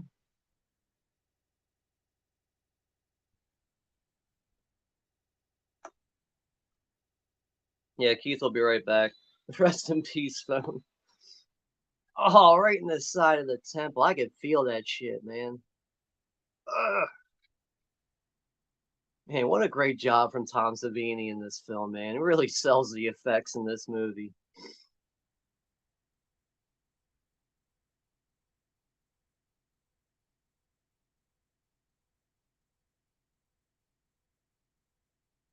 Junebug said, rest in peace, Gore.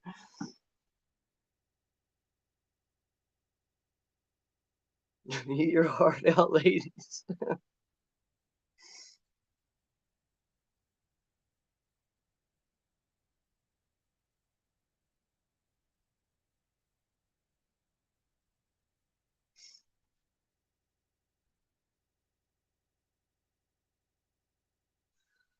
This is technically the end of Human Jason. Die! Die!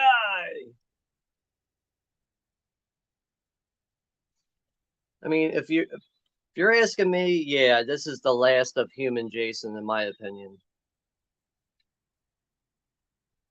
Which is like another thing that I really enjoy about the Jason Voorhees character. He did, he rose as a human being, but eventually turned into a Frankenstein. Die!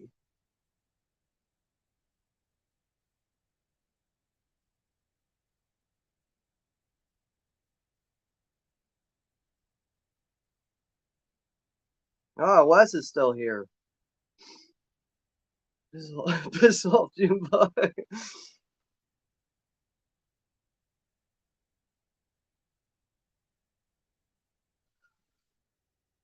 Yeah, I mean, whether or not he got a new phone or not, it was just the he didn't have his battery charged.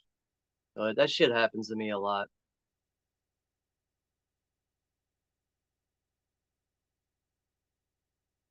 YouTube in general really kills your battery on your phone, or at least it does on mine. It definitely kills my battery quick when I'm watching videos and all this shit.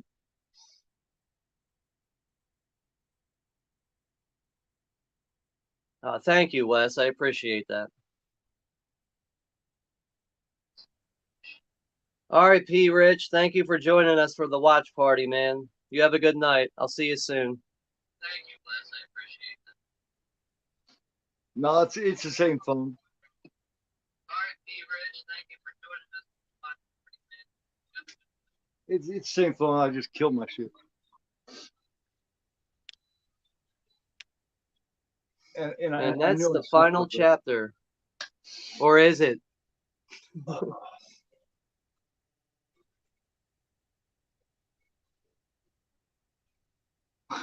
Fucking smart ass, whatever. When's the funeral? When's the funeral? Smart ass. Yes, I'm a phoenix from the ashes. Here I am. Yeah, I have a better charger here, so I should be able to maintain for a minute. Oh man, I'll probably start either next Sunday or Monday doing that thing where I was talking about where you know what I mean we can bring people up and bullshit and everything. Unless there's somebody who wants to come up right now and bullshit. I didn't save the. Actually, I might have saved the link, or you probably have the link. If somebody wants to come up and bullshit and then give some thoughts on part four, well, I guess we can get started that tonight for 15, 20, 30 minutes if somebody wants to. Yeah, I can't share the link out because it's on my phone and I'm in the middle. I mean, I could leave the stream real quick and share it out. Here, let me see. I probably can. I do believe since I saved it there, all I got to do is go here Because, and like, let me see. I know if I try to go to my text messages while I'm streaming, it just knocks me right off.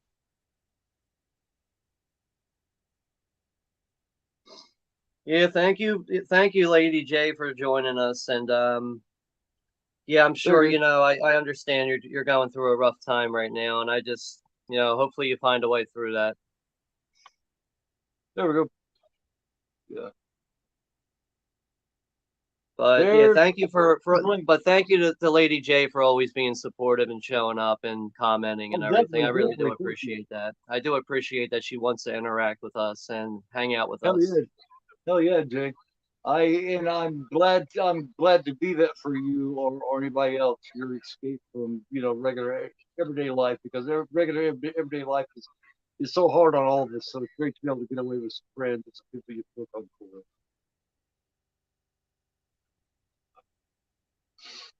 So you take it easy, and we're all my shows are all always here for you. Anytime you want to escape and bullshit, anything you want to say, talk about, watch, whatever, let me know. We'll work on it. No problem.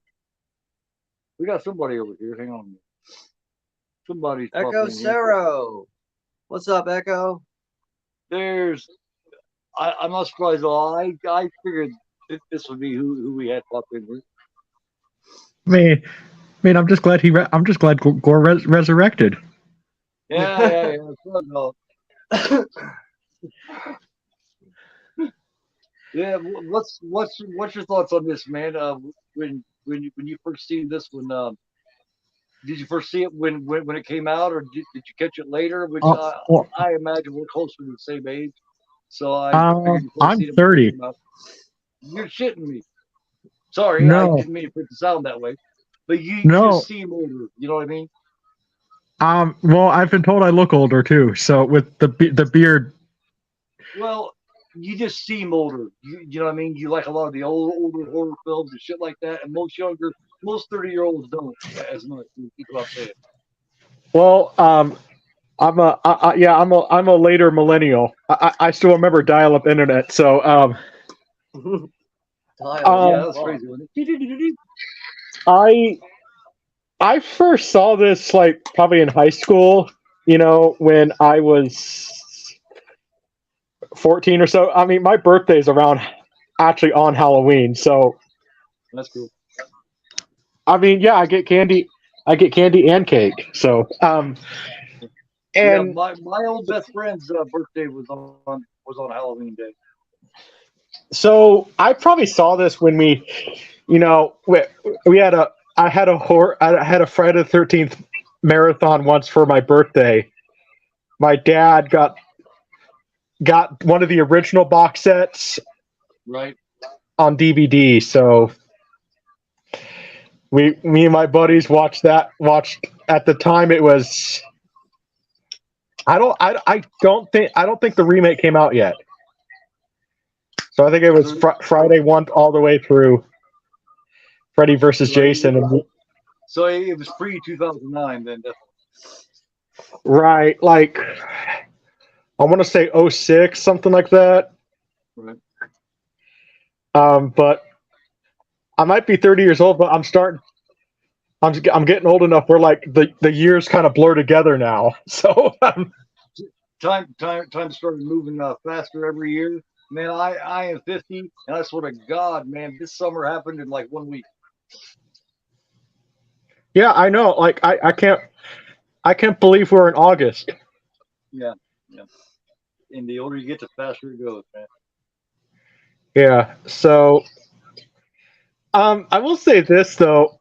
Now growing up, now as I've gotten older now, it's weird, like, because you watch these movies, like, as a kid, you don't really realize it, but, like, some of the Friday the 13th actors, a lot of people ask, well, why did they never make it, like Jamie Lee Curtis or some of the other people? I'm like, well, Friday the 13th never exactly got, like, the best actors. They just got more quality actors.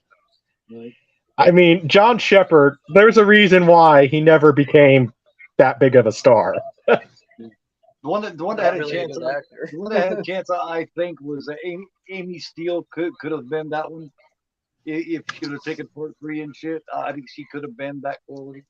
I think she could have been too. She admitted it herself, though. Her biggest problem was she always felt she was a good actress, but she was horrible at auditioning. Yeah. They wanted her for part 3, but she took the advice of her agent and she fucked up. Yeah.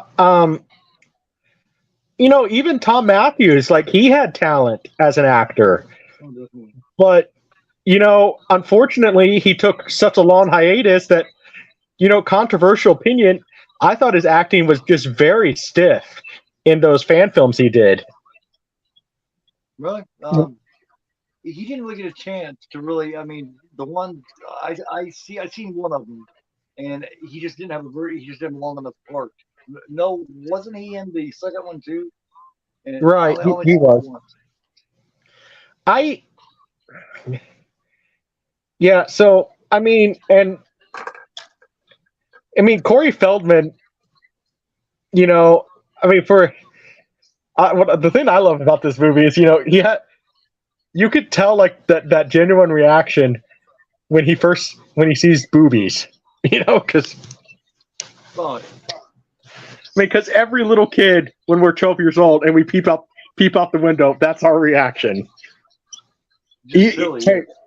Hey, even some grown men who are a lot older react that way too. So Yeah, I'm still that way from time to time. I think. yeah, hey, me too. I've been seeing movies for live in person probably 30, 34, 35 years. Right. I mean, so that's just, but no, that's what I mean. This one, but Ted White, though. I mean, rest in peace, Ted White. I think there's a reason why a lot of fans have said that he is probably one of the scariest Jasons. He just, yeah. I mean, once he loses his mask, that's it. You know what the fuck he looks like. Well, and what I find so funny is how people say how Ken Kirshner was too tall to play Jason when him and Derek Mears and Ted White are all the same height. They're 6'5". Yeah, I was asking that earlier. I don't know why, but I always get the vibe that I always forget their damn names. Was it Richard Brooker is the from part 3 and Ted White is part 4, right? Yeah. Right. But I always feel like Ted White is just a bit taller, but apparently they're both 6'5". Well, no, Brooker's like 6'2" or 3, I think. He's 6'3". Like Kane Hodder is one of the shortest Jason. He's 6'2", but it's because he's so built, he looks taller. Right. But I always found that funny, and I have to point it out to people. You do realize that Ken Kirshner and Derek Mears are the exact same height, Hey, And- Echo. Hey. What's going on, man? Not much, man. Just taking it easy. Been having dizzy spells, so Oh man. yeah, I got fluid in the ears and they don't drain, so Oh, does that Yeah. does that ever give you what's that vertigo kind of feeling where you feel like you're spinning? only if I move too fast. I have to move super slow. Is that like swimmer's ear? Because I've had that before. It could be. It's just like I think I got told I inherited from my dad because he had the same thing. Like it feels like swimmer's ear. It like you move like your ears are fine for a while, and then all of a sudden it feels like there's like something in your ear, and then it just hurts really bad. Yeah, no, it just feels wet, and then I get a little or I get a slight headache. I had that for I caught that a couple times, but luckily I haven't had it I haven't had it in a while. But one of the things that the doctors were concerned about, because the medicine you have to put it in your ear and kind of let it drain in your ear, and from the doctors were concerned because I had a side effect from the medicine that wasn't part of the side effects. I just felt drowsy after it, so I'd always every time I would take my medicine, I would always just take a nap, But no, I want to say something about the Friday the 13th series. Anybody who grew up, back in the 80s during the height of it, and we're in elementary, at least in Virginia, it was there was the debate. We had the heated debate in the lunchrooms, Freddy or Jason, and they got heated. Well, even growing up in the early, it's a good topic, man. My high school was very interesting. Listen, I obviously don't know what it was like in high school in the 80s, but it was as close as the 80s as it could get, because everybody in high school, when I grew up, we all liked 80s bands, 80s movies before it was all cool. And we even had those debates, Yeah. Freddy versus Jason, But I was always team Jason. Yeah, I was always team Jason because I don't know, I think that Jason, I think one of the reasons why I like him, and it's because I like a lot of the older movies. Jason is the one that feels the most like the Universal Monsters movies in a way. Yeah, I think. Yeah. a bit like the Frankenstein, that big like hulking figure that just Mhm. didn't say And- nothing. Well, Frankenstein did talk about And nothing against Freddy, but like Freddy's not flesh and blood. you look at the you look at the movies. Like maybe the first three are good. Then after that, they're like a lot of them are just okay. Exactly. No, As a franchise, there's no comparison. And Friday the 13th, though, it kind of, it's had its duds. Right. Yeah. Even Yeah, the but even you get past 1 through 7 as being, at least pretty, good. At least 1 through Yeah. 6 is being really solid slasher. hey, I would even say some of the duds in Friday the 13th, like you can get fun, stupid fun out of them. I enjoy Jason Goes to Hell, but I enjoy it on a stupid level. Exactly. Yeah, that was New Line's first go at it too. Yeah. Mhm. Yeah, that was the first one away from Paramount. Yeah, somebody should have told Paramount the definition of the word final. Imagine Yeah. what Paramount feels like after because they thought Jason was in the water, and they said, "Fine, you can just take him, New Line."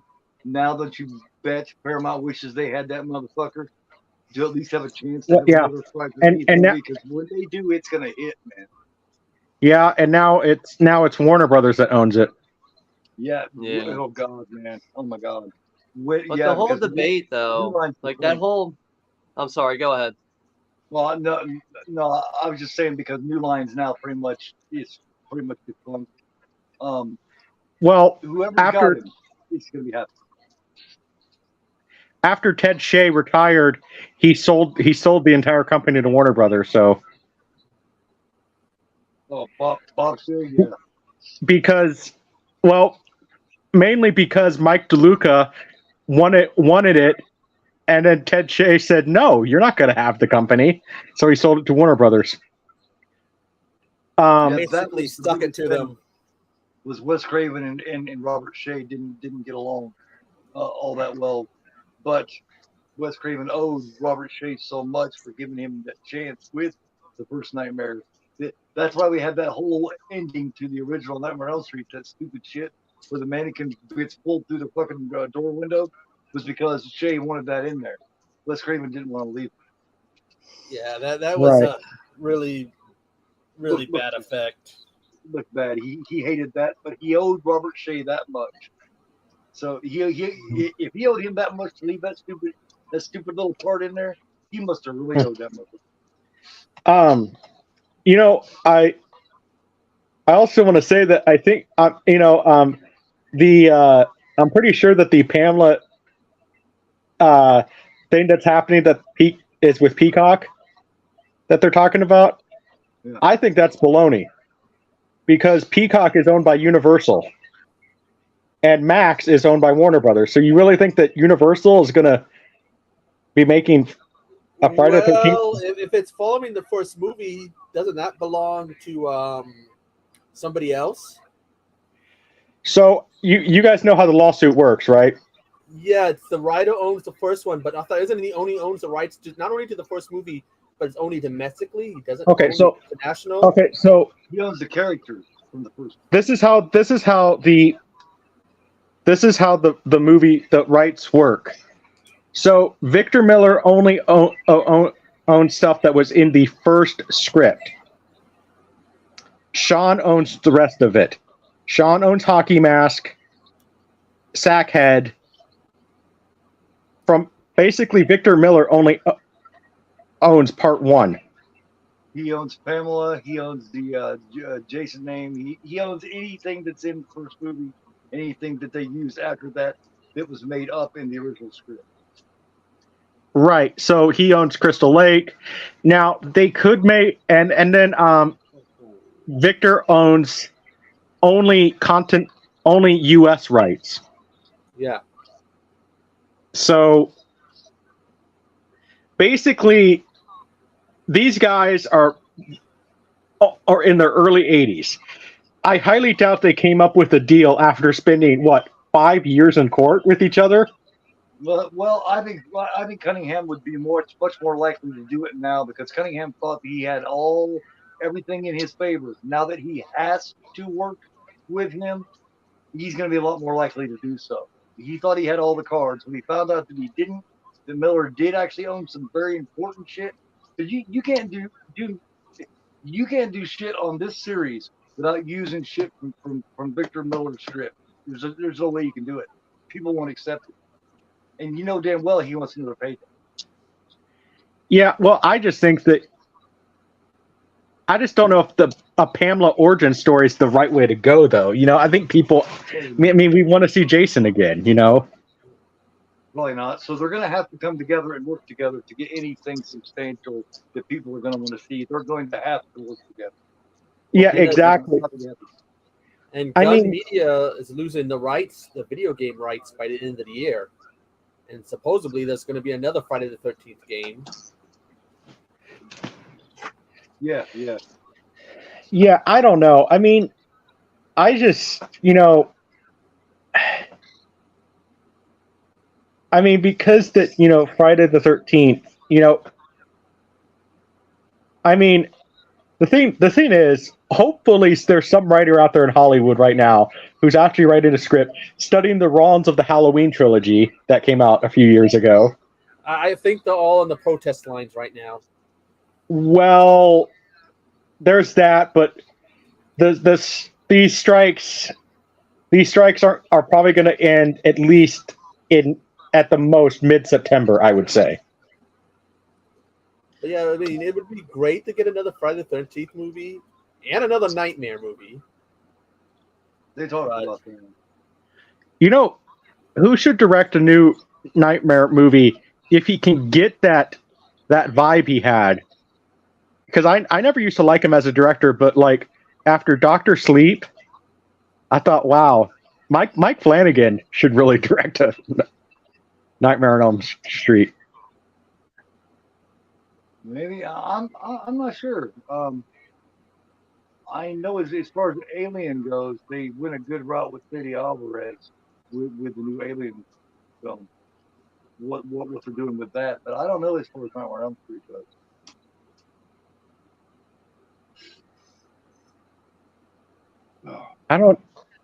I mean, it's too bad like Dario Argento is too old now, because Dario Argento would have made an awesome Nightmare on Elm Street movie. That'd been strange with that Italian yellow vibe. Would be weird, but yeah, possibly, yeah. Well, I think he could really get the dreamlike quality in it, definitely, because but what I'm saying is it would have that giallo dream, because all those giallos have that dream type feel to it. But he definitely showed that on Phenomena and Suspiria. So yeah, there's definitely proof of that. Yeah, but just with Friday the 13th, though, like, that's the thing, is I don't even know who you get to direct a Friday the 13th now. I mean, I have Victor Miller. I still have it. I have Victor Miller's email address. He hasn't really gotten back to me in a while. And I had Sean Cunningham. I found, and yes, if you Google it, you have to search for it a little bit. Sean Cunningham has his phone number online. Oh, good Lord. That's not good. Yeah, and it's an actual company and everything, Crystal Lake Entertainment. And so I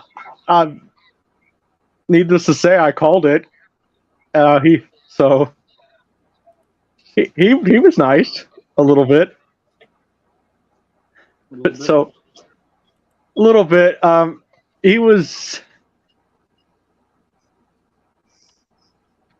So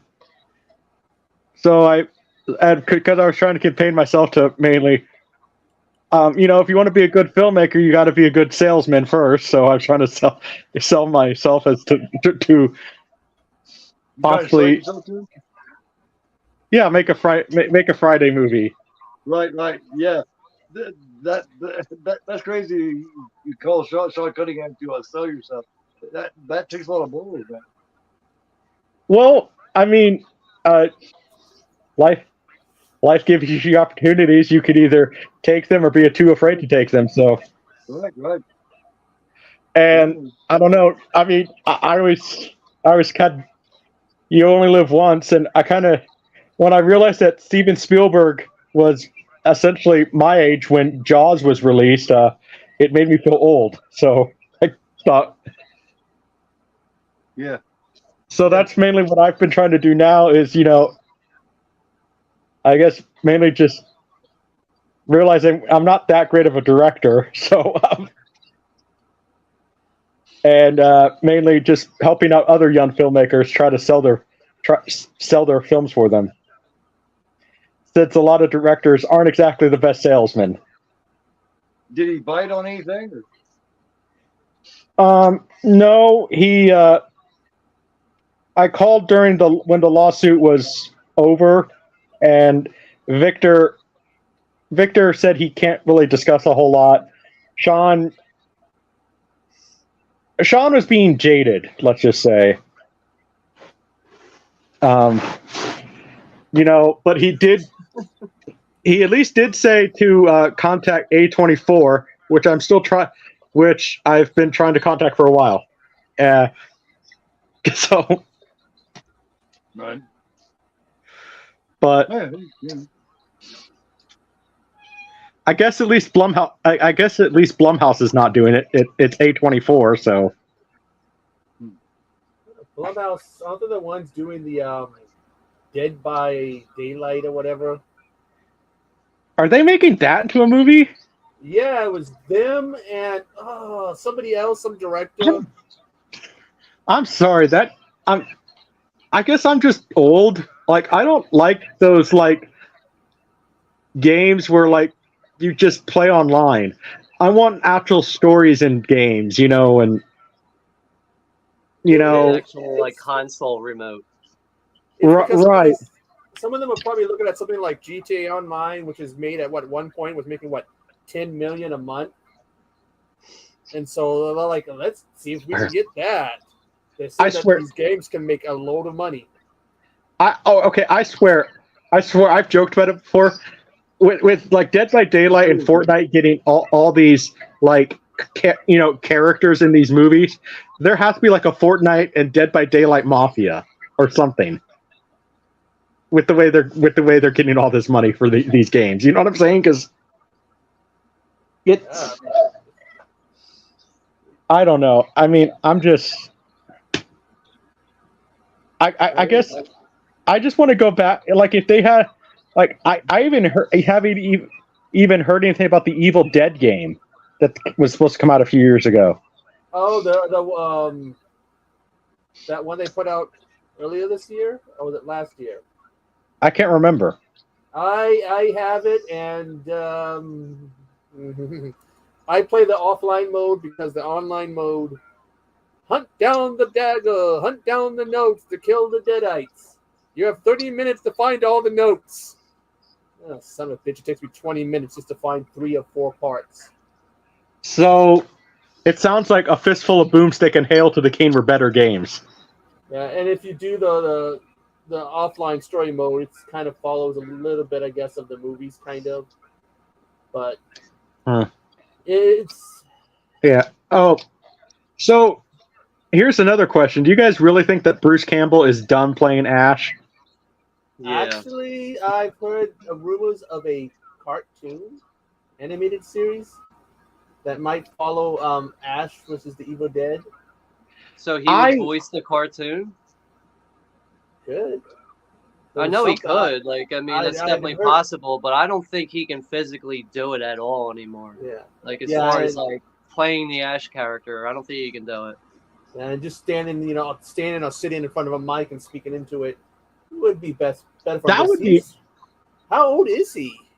65. 65. He's 65. He just turned 65 this year. You know what? I'm just gonna say it. if they make a Evil Dead cartoon, that could actually be kind of fun, actually. Yeah, and Yeah. I think one rumor I'd heard was that it was going to follow the way the series ends with them in the future. It might follow a bit more of that. Almost be like another season of it animated. Not sure because he's talked about it and it's been hinted at in rumors. Huh. Well, you could continue with Kelly, Pablo, and his daughter too. Yeah, you can actually do both too. Also, Yeah. I mean, when I heard that, I'm like, yeah. Oh, come on. This is just like, this is just like, Kiss. Oh, we're doing one final tour. Final tour. Yeah, right. Motley Crue, one final tour. Yeah, right. Rolling Stones is another one that's done that. They do that a lot. I don't think Rolling. I don't know if the Stones have done it. So this is that. I said this is what this is like. Come on, guys. And then I had so many people sit there and say, "Oh, this is completely different." I'm like, no, it's not. He's just talking. I mean, and it's like, no, Bruce Campbell is not done playing Ash. I mean,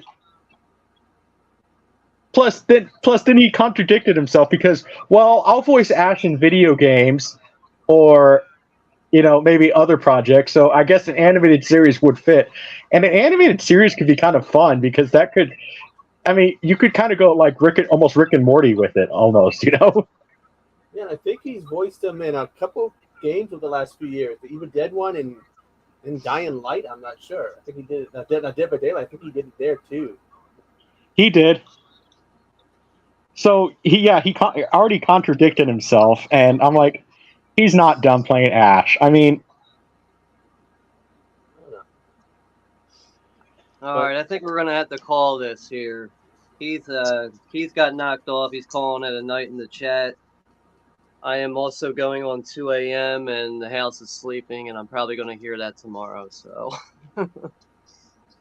take care, Sean.